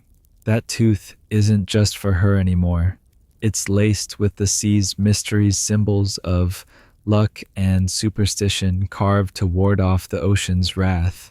Tonight, you're diving into the mystical side of Scrimshaw, how sailors like you etched charms into bone, hoping to sway the fates in a world where storms and whales hold all the cards. You're hunched in the forecastle, the air thick with the smell of tar and stale sweat, your tools spread out on a scrap of sailcloth. Knife, chisel, sharkskin, soot paste. The lantern swings above its whale oil glow, casting shadows that make your tooth's heart seem to pulse. You're working on a new detail, a small spiral near the wave. Maybe a whirlpool, maybe something more, a charm to keep the sea from swallowing you whole. You've heard the stories, storms that come from nowhere, whales that fight back ships that vanish without a trace. Out here, you believe in luck, or at least you're not dumb enough to tempt fate. Let's talk superstition. Mainstream fact sailors in the 18th century were deeply superstitious, often carving symbols like stars' anchors or mythical creatures into scrimshaw to invoke protection or good fortune during perilous voyages. You've seen it on the ship, the harpooner's jawbone with a crossed anchor said to calm storms, the cook's tooth with a serpent meant to ward off sickness. Your star carved last night wasn't just for your girl. It's a nod to the ones you steer by a plea to keep you on course. You deepen the spiral, your chisel slow and deliberate, like you're whispering a prayer to the sea itself. You're thinking of the tales now whispered over grog or during long watches. The old man from New Bedford swears a carved mermaid saved his last ship from a squall. Her tail pointed north when the wind turned fair. The Rhode Island kid claims his uncle etched a whale's eye on a bone and never lost a chase. You're not sure you buy it, but you're carving this spiral anyway, its swirl mimicking the eddies you've seen trailing a whale's dive. It feels right, like you're borrowing the sea's own language. Joke one, if this spiral doesn't keep the storms away, at least it'll make a pretty paperweight when you're shipwrecked. You pause, blowing bone dust off your hands, and glance around. The forecastle's a quiet glow of lanterns, other sailors carving their own charms. The coopers etching a compass rose each point sharp as a needle, muttering about finding home. The mate, who pretends he's above this, has a hidden tooth, with a crescent moon rumored to ease nightmares. These aren't just carvings. They're talismans, etched with hope against the sea's indifference. Quirky tidbit, some sailors believed carving a whale's image could appease its kin, ensuring safer hunts like a peace offering in ivory. You're not carving for whales, but you add a tiny fish to your spiral just in case it buys you a calm day. You smear soot paste into the spiral, the black lines popping against the bone's pale glow. It's hypnotic the way it swirls like a spell caught in ivory. Historians still argue whether these symbols were true superstition or just tradition, a way to feel control in a chaotic world. You're betting on superstition out here, where a rogue wave could end you. A carved spiral feels like armor. You add a small cross near the fish, not religious but practical, a nod to the old man's story about crosses turning tides. The lantern's flicker makes it seem alive, your charms dancing in the light. You're lost in it now, the ship's creaks fading, the snores of the crew a distant hum. Your fingers ache, your eyes sting from squinting, but you keep going, sharpening the spiral's edge, making it tighter, fiercer. It's ASMR in its rawest form. The chisels scrape the soft rustle of sharkskin, the sea's endless whisper. You're not thinking about tomorrow's chores or the captain's temper. Just the bone, the spiral, the hope it holds. You glance at the Rhode Island kid, who's carving a lopsided anchor, muttering about dodging scurvy. You slide him a tip curve, the lines outward for balance, and he nods, his lantern casting a warm halo. The night's deep now, the ship's rhythm softening into a lullaby. You're not a priest or a wizard, but you're a believer carving charms to keep the sea at bay. You lean back, studying your tooth wave whale sailor heart star spiral fish cross. It's rough, but potent, a shield in ivory. You tuck your tools away, the tooth safe in your pocket, feeling heavier, like it carries your luck now. Joke 2, if this bone doesn't save you from a storm, you're trading it for a better superstition, like avoiding the cook's stew. You climb into your hammock, the ship rocking gently. Joke 3, if you dream of calm seas tonight, you're crediting this spiral, not the grog you snuck earlier. You close your eyes at the lantern's glow fading and drift off, feeling the sea's pulse beneath you. You're still aboard the Charles W. Morgan, rocking in the Atlantic's endless swell. 1765. Your whalebone tooth, now a talisman of sea and soul. A stormy wave, a whale's tail, a stick figure sailor with a spear rope, heart star, spiral fish, and cross all carved in lantern-lit defiance. The ship's grind, foul biscuits rope, burns the mate's growl, keeps clawing at you, but your scrimshaw shared with the crew's nods and traded for luck is your shield. That tooth isn't just yours anymore. It's a piece of the ship's story, and tonight you're peeking into the captain's world, where officers play a shadowy role in scrimshaw collecting encouraging, or even claiming your work as their own. You're hunched in the orecastle, the air thick with the stench of whale oil and damp canvas. Your tools spread out, knife, chisel, sharkskin, soot paste. The lantern swings above its glow, making your tooth spiral seem to swirl. You're refining the cross, sharpening its edges, but your mind's on the captain, a stern man with a beard like steel wool, who paces the deck like he owns the sea itself. You've heard whispers his cabin's a treasure trove of scrimshaw bones, etched by hands like yours, maybe even taken as tribute. You're curious, wary, but drawn to the idea that your work might catch his eye. Let's talk power. Mainstream fact ship captains and officers in the 18th century sometimes collected scrimshaw either as a hobby, a status symbol, or to trade in port, often encouraging sailors to carve, while claiming the best pieces for themselves. You've seen the first mate, a wiry man with a scar across his cheek, eyeing the harpooner's jawbone last week, his grunt of approval worth more than a month's rations.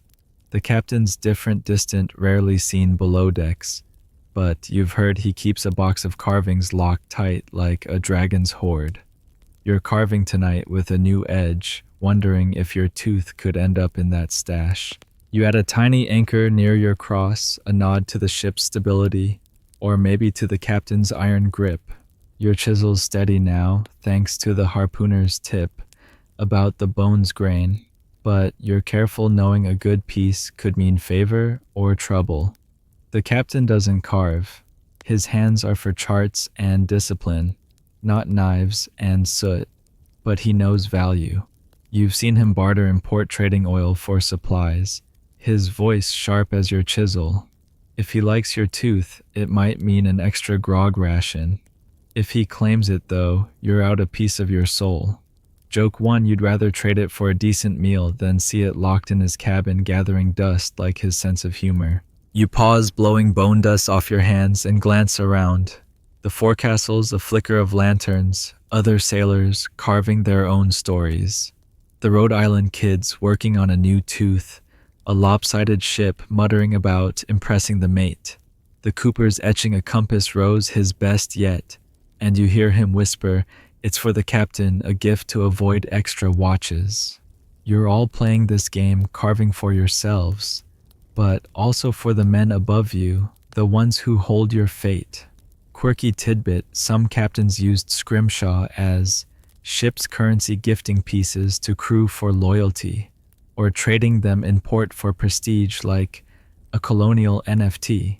You're not sure if your tooth's captain worthy, but you deepen the anchor, hoping it catches an eye.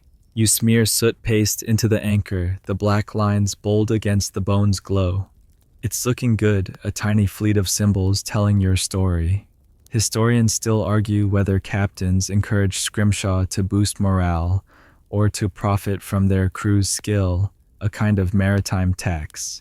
You're betting on profit out here, everything's a transaction, even art. You're not bitter, just practical. If the captain wants your tooth, you'll negotiate, maybe ask for a day off scrubbing.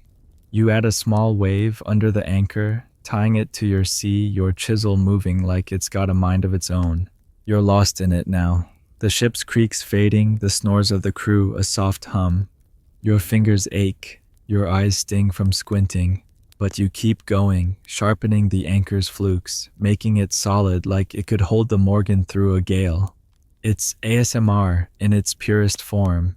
The chisels scrape, the rustle of shark skin, the sea's distant whisper. You're not thinking about tomorrow's chores or the captain's temper. Just the bone, the anchor, the chance to be seen. You glance at the Rhode Island kid who's cursing his ship's wonky mast. You slide him a tip, use the knife for straight lines, and he nods, his lantern casting a warm glow. The night's deep now, the ship's rhythm softening into a lullaby. You're not just a sailor, you're a craftsman carving for yourself, but also for the eyes above you. You lean back, studying your tooth wave whale sailor. Heart star spiral fish cross anchor. It's rough, but real, a piece that might turn the captain's head or not. You tuck your tools away, the tooth safe in your pocket, feeling heavier, like it carries your ambition now. Joke 2, if the captain takes this, you're carving his beard next, might need a bigger bone for that. You climb into your hammock, the ship rocking gently. Joke 3, if you dream of the captain's stash tonight, you're blaming this tooth, not the cook's fishy stew. You close your eyes. The lantern's glow fading and drift off the sea's pulse beneath you. You're still aboard the Charles W. Morgan swaying in the Atlantic's endless grip, 1765. Your whalebone tooth now. A crowded canvas, a stormy wave, a whale's tail, a stick figure sailor with a spear rope. Heart star spiral fish cross and anchor, all etched in stolen nights. The ship's grind, rancid biscuits rope, burns the mate's scowl, keeps wearing you down, but your scrimshaw admired by the crew, and maybe eyed by the captain, is your fight back. That tooth isn't just a talisman or a love letter. It's a ticket to port where sailors like you sell, or swap carvings, turning bone into coin, or clout in the bustling markets of Nantucket and beyond. Tonight you're stepping off the ship into the ports where Scrimshaw finds a new life. You're hunched in the forecastle, the air thick with the smell of whale oil and damp hemp. Your tools spread out, knife, chisel, sharkskin, soot paste. The lantern swings above its glow, making your tooth's anchor seem to hold fast. You're refining the cross, smoothing its edges with sharkskin, but your mind's already in Port Nantucket's crowded docks. The tang of fish and rum, the chatter of merchants. You've heard stories, sailors trading scrimshaw for coins, clothes, or a night in a tavern. Your tooth's not done, but you're dreaming of what it could fetch, maybe a new jacket, or a letter sent home to your girl.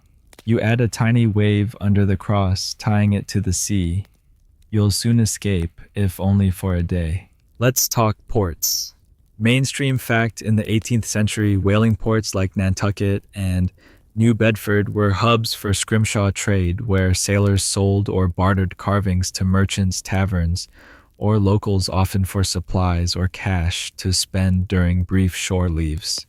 You've heard the harpooner brag about swapping a whale-etched jawbone for a silver watch in Boston, and the cook claims his mermaid tooth got him a month's lodging once. You're not that ambitious, your tooth's rough. A sailor's story, not a masterpiece, but you're starting to see it as a key, something to trade for a taste of land. You deepen the wave, your chisel steady, imagining the dockside hustle. You picture it, the Morgan tied up at Nantucket gulls, screaming the air sharp with salt and tar. You step ashore, legs wobbly from months at sea, your tooth tucked in your pocket. The wharf's alive merchants, hawking rope women, selling pies kids, eyeing your sailor's kit like you're a hero. You head to a tavern, the kind where sailors gather and pull out your tooth. A trader squints at your wave, your whale, your sailor, his fingers tracing the heart. He offers a shilling, maybe two, or a jug of rum. You haggle, remembering the harpooner's advice, never take the first offer. Joke 1, if you trade this tooth for a bad deal, you're blaming the rum, not your haggling skills. You pause, blowing bone dust off your hands, and glance around. The forecastle's a flicker of lanterns, other sailors carving with port in mind. The Rhode Island kids working on a new tooth, a lopsided lighthouse muttering about selling it for boots. The Coopers polishing a compass rose his best, yet whispering about a merchant who pays gold for clean lines. You're all dreaming of port, where your bones become more than stories, they become power. Quirky tidbit, some sailors carved port pieces. Simple designs meant only for trade, like quick sketches to cash in fast. You're not there yet. Your tooth's too personal, but you add a small fish to the wave thinking it might sweeten a deal. You smear soot paste into the fish, the black lines popping against the bone's glow. It's looking good, a crowded little world you've carved. Historians still argue whether sailors traded scrimshaw for survival or status to buy necessities or to boast their skill in port's rough markets. You're betting on both, out here a shilling, and a story weigh the same. You imagine showing your tooth to a trader, his nod worth more than the coin proof. Your hands did something more than haul ropes. You carve a tiny star above the fish, a nod to the ports you've seen in dreams, your chisel moving like it knows the way. You're lost in it now, the ship's creaks fading, the snores of the crew a soft hum. Your fingers ache, your eyes sting from squinting, but you keep going, sharpening the fish's fins, making it swim in your wave. It's ASMR in its rawest form. The chisels scrape, the rustle of shark skin, the sea's distant whisper. You're not thinking about tomorrow's chores, or the captain's temper.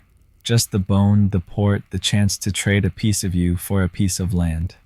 You glance at the Rhode Island kid, who's cursing his lighthouse's wonky beam. You slide him a tip, use the knife for straight edges, and he nods his lantern, casting a warm glow. The night's deep now, the ship's rhythm softening into a lullaby. You're not just a sailor, you're a trader carving for the docks, where your work will speak. You lean back, studying your tooth wave whale sailor, heart, star, spiral, fish, cross, anchor. It's rough, but real, a ticket to port's promise.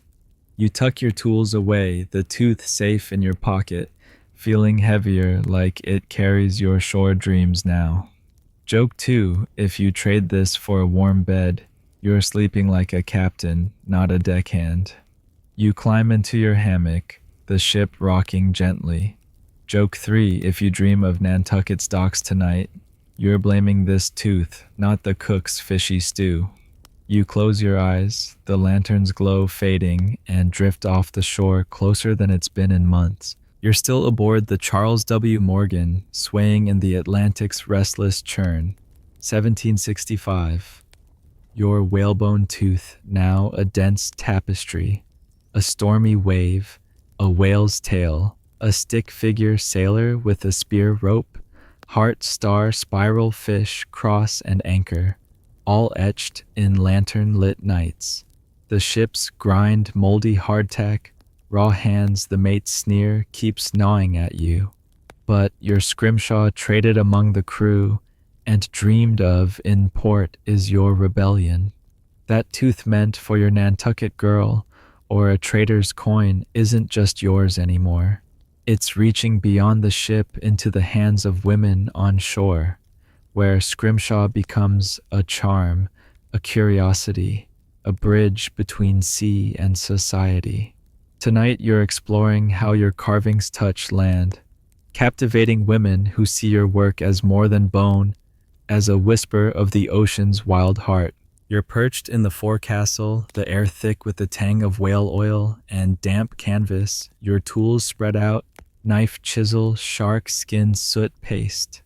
The lantern swings above its glow, making your tooth's fish seem to swim. You're refining the star, adding tiny rays with your chisel, but your mind's ashore in Nantucket's parlors where women gather their dresses, rustling their eyes wide at the sight of a sailor's carving. You imagine your girl showing your tooth to her friends, its wave and heart, telling your story better than any letter. You're carving for her, but also for the women who'll hold your work, who'll see you in its lines. Let's talk reach.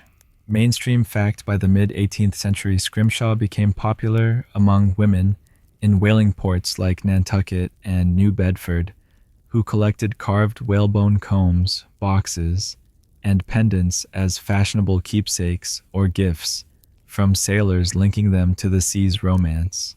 You've heard tales in port: a merchant's wife trading silk for a whale-etched comb, a tavern maid wearing a bone pendant like a badge of love. Your tooth's no comb, but it's personal, a piece of you that could end up in a lady's jewelry box, admired over tea. You deepen the star's rays, your chisel slow, picturing your girl's smile as she shows it off. You're thinking of Nantucket now. Its cobbled streets, its houses lit by whale oil, your crew bled for.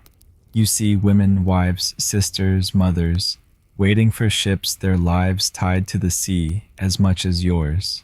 They don't hunt whales, but they wear the sea's relics, combs tucked in their hair boxes, holding their letters. Your tooth could be that for someone, a story they tell: a sailor carved this out there, where the waves are mountains. You add a tiny wave under the star, tying it to your sea, hoping it'll charm a shore-bound heart. Joke one: if your tooth ends up in a parlor, you're hoping they don't critique your whale. It's art, not a whale anatomy lesson. You pause, blowing bone dust off your hands, and glance around. The forecastle's a flicker of lanterns, other sailors carving for shore too. The Rhode Island kid's working on a comb, its teeth uneven but etched with flowers, muttering about his sister. The harpooner's polishing a pendant, a whale's fluke for his wife, his knife moving like a caress. You're all reaching for land, your bones a bridge to the women who wait. Quirky tidbit: some women in port believe scrimshaw held luck, wearing carved pendants to protect their sailors at sea, like a charm against storms. You're not sure your tooth's lucky, but you add a small heart near the star, thinking of your girl's hope. You smear soot paste into the heart, the black lines bold against the bone's glow.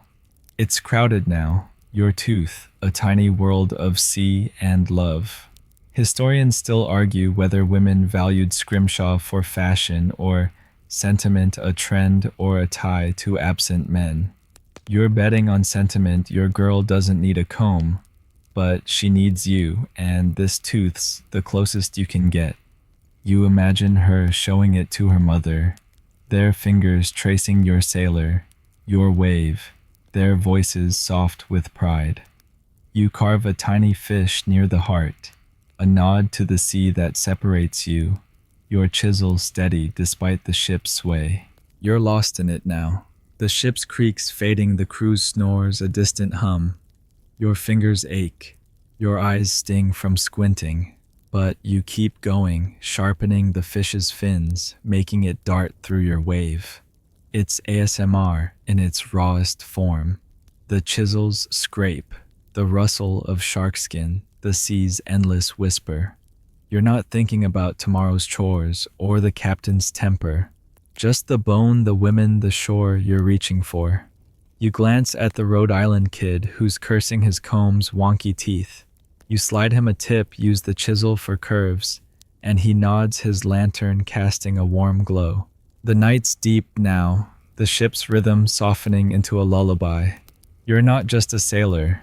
You're a storyteller, carving for the women who'll hold your work, who'll see you in its lines. You lean back, studying your tooth wave, whale, sailor, heart, star, spiral, fish, cross anchor. It's rough, but real, a gift for shore's soft hands. You tuck your tools away, the tooth safe in your pocket, heavier with the weight of their gaze. Joke two: if your girl loves this tooth, you're marrying her. If she trades it for a hat, you're staying at sea. You climb into your hammock, the ship rocking gently. Joke three: if you dream of Nantucket's parlors tonight, you're blaming this tooth, not the cook's fishy stew. You close your eyes, the lantern's glow fading, and drift off the shore's warmth closer than ever. You're still aboard the Charles W., Morgan swaying in the Atlantic's relentless churn.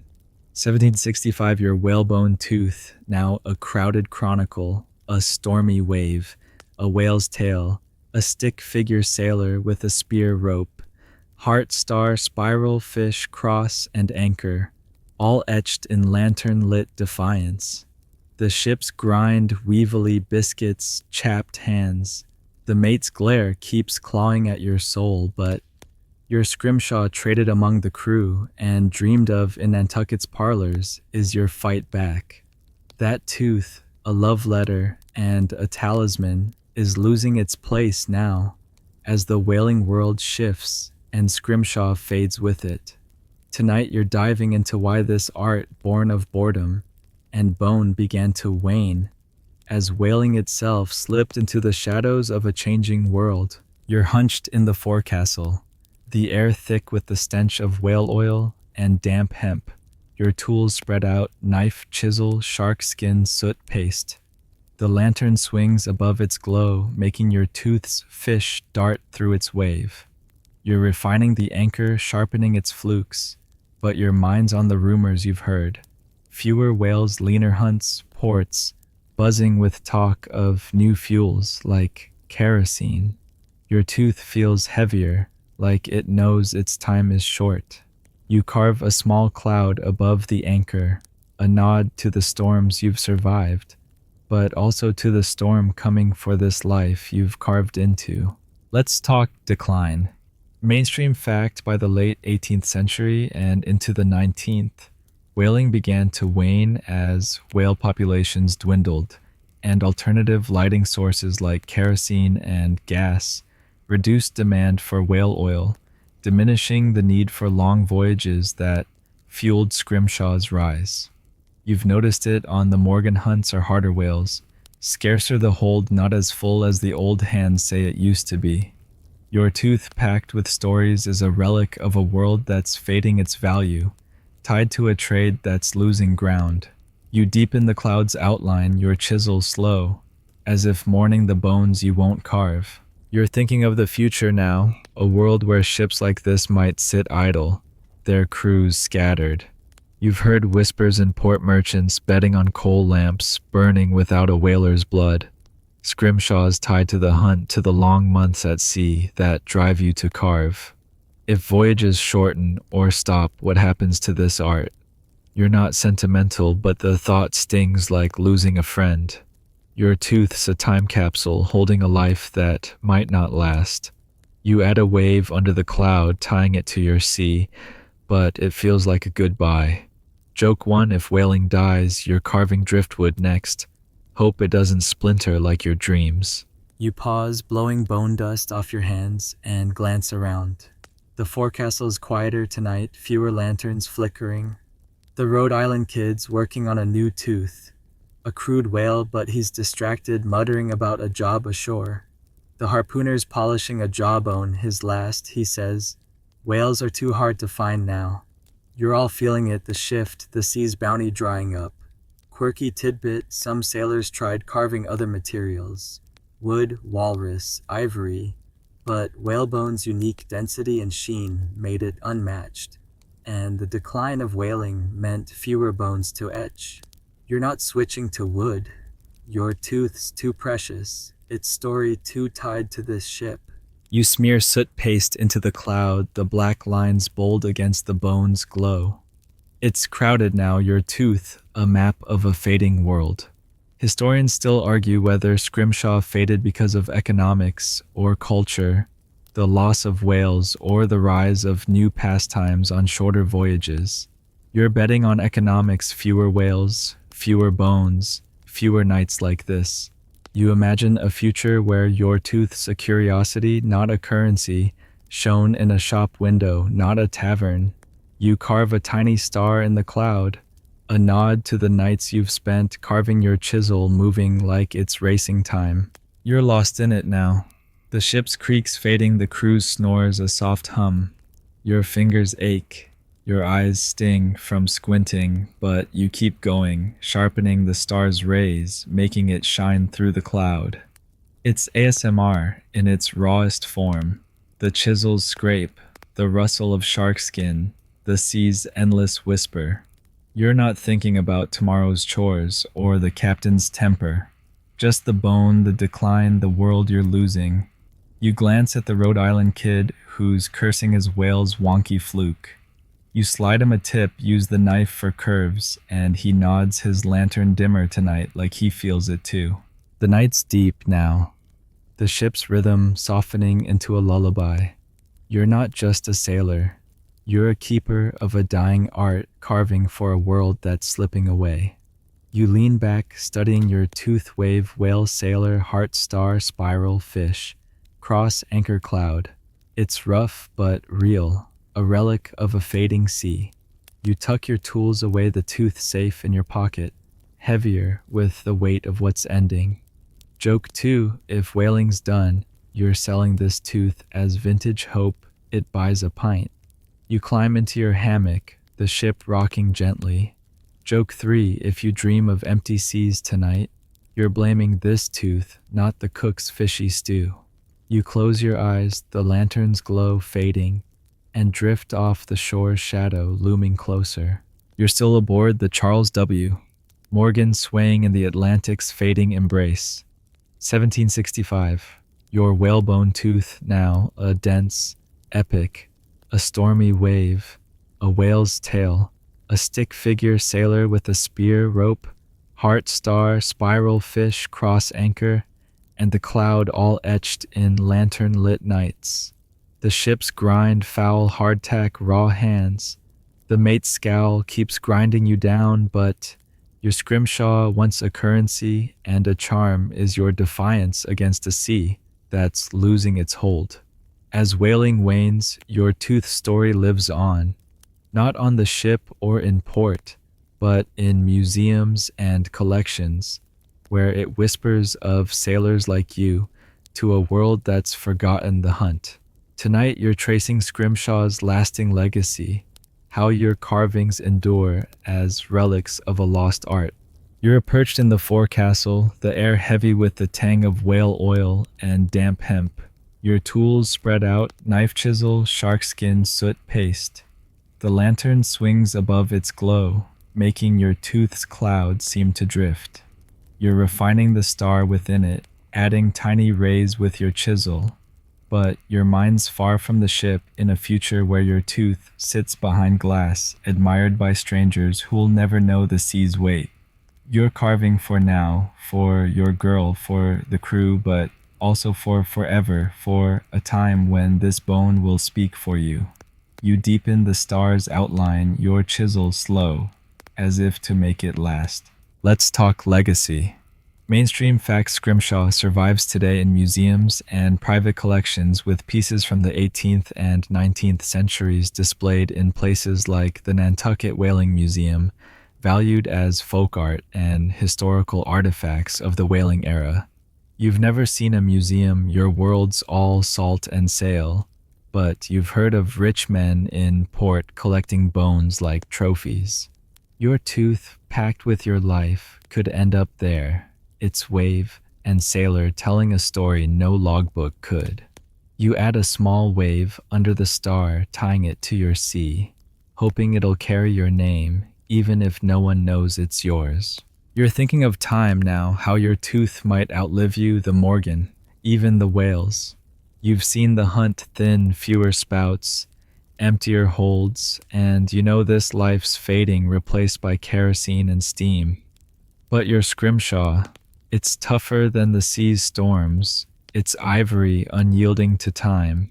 You imagine a glass case, your tooth beside a harpooner's jawbone, or the cook's mermaid labels, calling it sailor's art, circa 1765. You're not vain, but the thought warms you like grog on a cold watch. Joke 1, if your tooth's in a museum, you hope they don't mislabel it. Whale doodle, you work too hard for that. You pause, blowing bone dust off your hands, and glance around. The forecastle's dim, fewer lanterns tonight, as if the crew senses the end too. The Rhode Island kids working on a final tooth, a crude anchor muttering about a shore job, the harpooner's polishing his last jawbone. his eyes distant like he's already left the sea. You're all carving relics now, bones that'll outlast this ship. Quirky tidbit, some scrimshaw pieces were signed rare initials or dates scratched in, as if sailors knew their work might endure. You're tempted to carve your initials, but you stick to the wave. Anonymous but true, your chisel moving like it's writing history. You smear soot paste into the wave, the black lines bold against the bones glow. It's a crowded world, your tooth, a story that'll speak when you can't. Historians still argue whether scrimshaw's value lies in its craft or its context, the skill of the carving or the sailor's life behind it. You're betting on context, your tooth's no masterpiece. But it's you, your sea, your fight. You imagine a scholar puzzling over your spiral, your heart guessing at your story.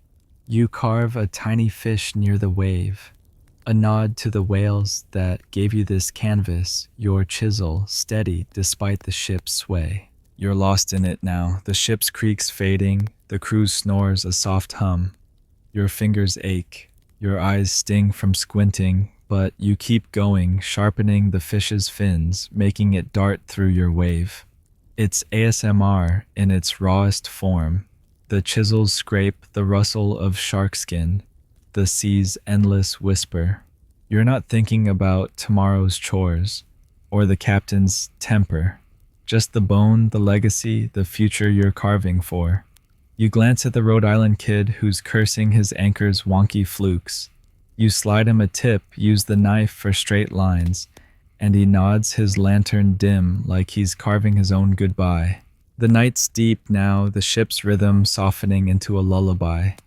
You're not just a sailor, you're a storyteller carving for a world that'll hold your work long after the whales are gone. You lean back, studying your tooth wave, whale sailor, heart star, spiral fish, cross anchor cloud. It's rough, but eternal, a voice in ivory. You tuck your tools away, the tooth safe in your pocket, heavier with the weight of centuries. Joke too, if your tooth's displayed someday, you hope they dust it unlike the cook's stew pot. You climb into your hammock, the ship rocking gently. Joke 3, if you dream of glass cases tonight, you're blaming this tooth, not the grog you snuck. You close your eyes, the lantern's glow fading, and drift off the sea's pulse carrying you forward. You're still aboard the Charles W. Morgan swaying in the Atlantic's fading grasp. 1765, your whalebone tooth now. A complete saga, a stormy wave, a whale's tail, a stick figure sailor with a spear rope. Heart, star, spiral fish, cross anchor, and cloud all etched in countless lantern-lit nights. The ship's grind, soggy hardtack, blistered hands. The mate's sneer has worn you thin, but your scrimshaw, shared with the crew, dreamed of in port and destined for distant display, is your triumph. That tooth, a love letter, a talisman, a relic holds your story and the seas. Tonight you're stepping back to ponder why you carved at all, why sailors like you turned bone into art, reflecting on the human need to create, even in the ocean's vast, uncaring maw. You're perched in the forecastle, the air heavy with the tang of whale oil and damp canvas, your tools spread out for the last time. Knife, chisel, shark skin, soot paste.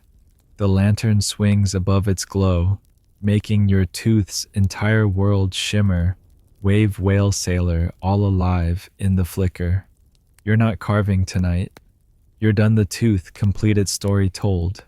Instead, you're holding it, tracing its lines with your thumb, thinking about what drove you to this, what makes a man scratch beauty into bone when the sea offers only salt and sorrow. You're reflecting not just on your work, but on the urge behind it, the spark that kept you sane. Let's talk creation.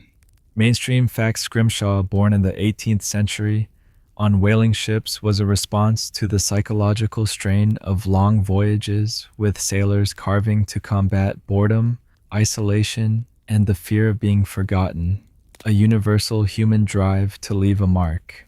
You felt that strain months without land, faces blurring into the same grizzled scowl, the sea's endless horizon mocking your smallness. Your tooth, packed with your life, is your answer, a way to say, I was here, I mattered. You traced the heart carved for your Nantucket girl, and know it's more than love.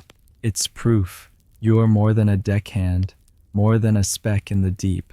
You're thinking of the why now, the root of it all. You didn't start carving for trade or fame.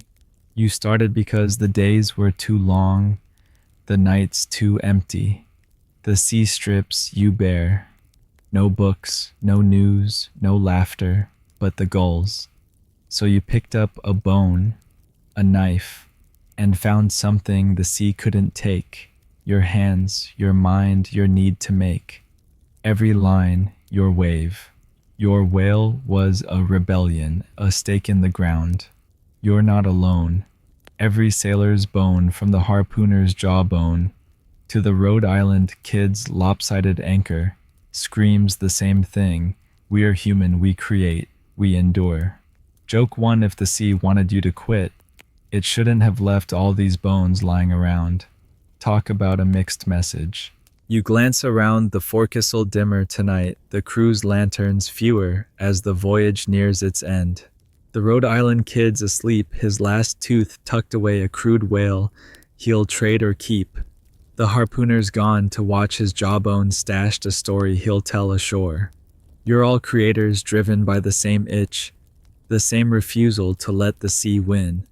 Quirky tidbits, some sailors carved bones as offerings, tossing them overboard to pay the sea for safe passage, as if art could bribe the waves. You're not throwing your tooth away. It's too hard won, but you get the urge, the need to give something back to make sense of this chaos. You hold your tooth closer, its weight familiar, its lines a map of your soul. Historians still argue whether scrimshaw was escape or expression, a way to flee the ship's grind or to claim it, to own your place in it. You're betting on expression. Every scratch was you shouting, not running. You trace the spiral carved for luck and feel it again, that spark, that need to make something, anything, when the world says you're nothing. You're not a philosopher, but you know this. Creating keeps you alive, keeps you when the sea wants to drown it all. You smile, thinking of your tooth in a museum someday, speaking for you, for all of you. You're quiet now, the ship's creak softening the crew's snores, a gentle hum. Your fingers rest, your eyes linger on the tooth, its story complete. It's ASMR in its stillness. The lanterns hum, the sea's distant whisper, the weight of bone in your hand. You're not thinking about tomorrow's chores or the captain's temper. Just the tooth, the act, the why behind it. You glance at the empty forecastle, the lanterns gone, and feel a pang, your crew's scattering, your art's fading, but your tooth will carry on. You tuck it in your pocket, heavier now, like it holds your whole voyage. Joke too, if creating's human, you're the most human guy on this ship. Just don't tell the cook, he thinks it's his stew. You lean back, the ship rocking you gently, and let your mind drift. You're not just a sailor. You're a maker, driven by the same spark that lit fires in caves, that built ships, that carved bones in the sea's dark heart. Your tooth's done, but you're not. You'll carve again on another bone, another ship, because you can't not create. You climb into your hammock, the lantern's glow fading, and feel at peace. Your work complete, your story told. Joke 3, if you dream of carving tonight, you're blaming this tooth, not the sea's endless lullaby. You close your eyes, the ships sway a cradle, and begin to drift, the tooth's weight against your hip, a quiet promise. The sea's whisper softens now, its roar fading to a sigh, like a mother hushing her child. You're in your hammock, the Charles W. Morgan rocking you gently. The lanterns glow, a distant memory. Your whalebone tooth rests in your pocket. It's wave and whale, it's sailor and star, a story that'll outlive the ship, the sea, even you. You've poured your heart into it, your boredom, your love, your fight against the ocean's vast nothing. It's done, and so are you for tonight. The ship's creaks blend with your breath, slow and steady, the world shrinking to this moment, this sway, this quiet. You're not a sailor now, not a carver, just a man drifting toward sleep. The sea's pulse, your lullaby. Your tooth will find its way to your girl, to a trader, to a glass case where it'll whisper of you to strangers. For now, it's yours, a piece of you, held close, its weight, a comfort like her hand in yours. Let the sea fade, let the stars dim, let the world wait. You're safe, you're whole, you've created. Sleep now, sailor, and dream of waves that carry you home.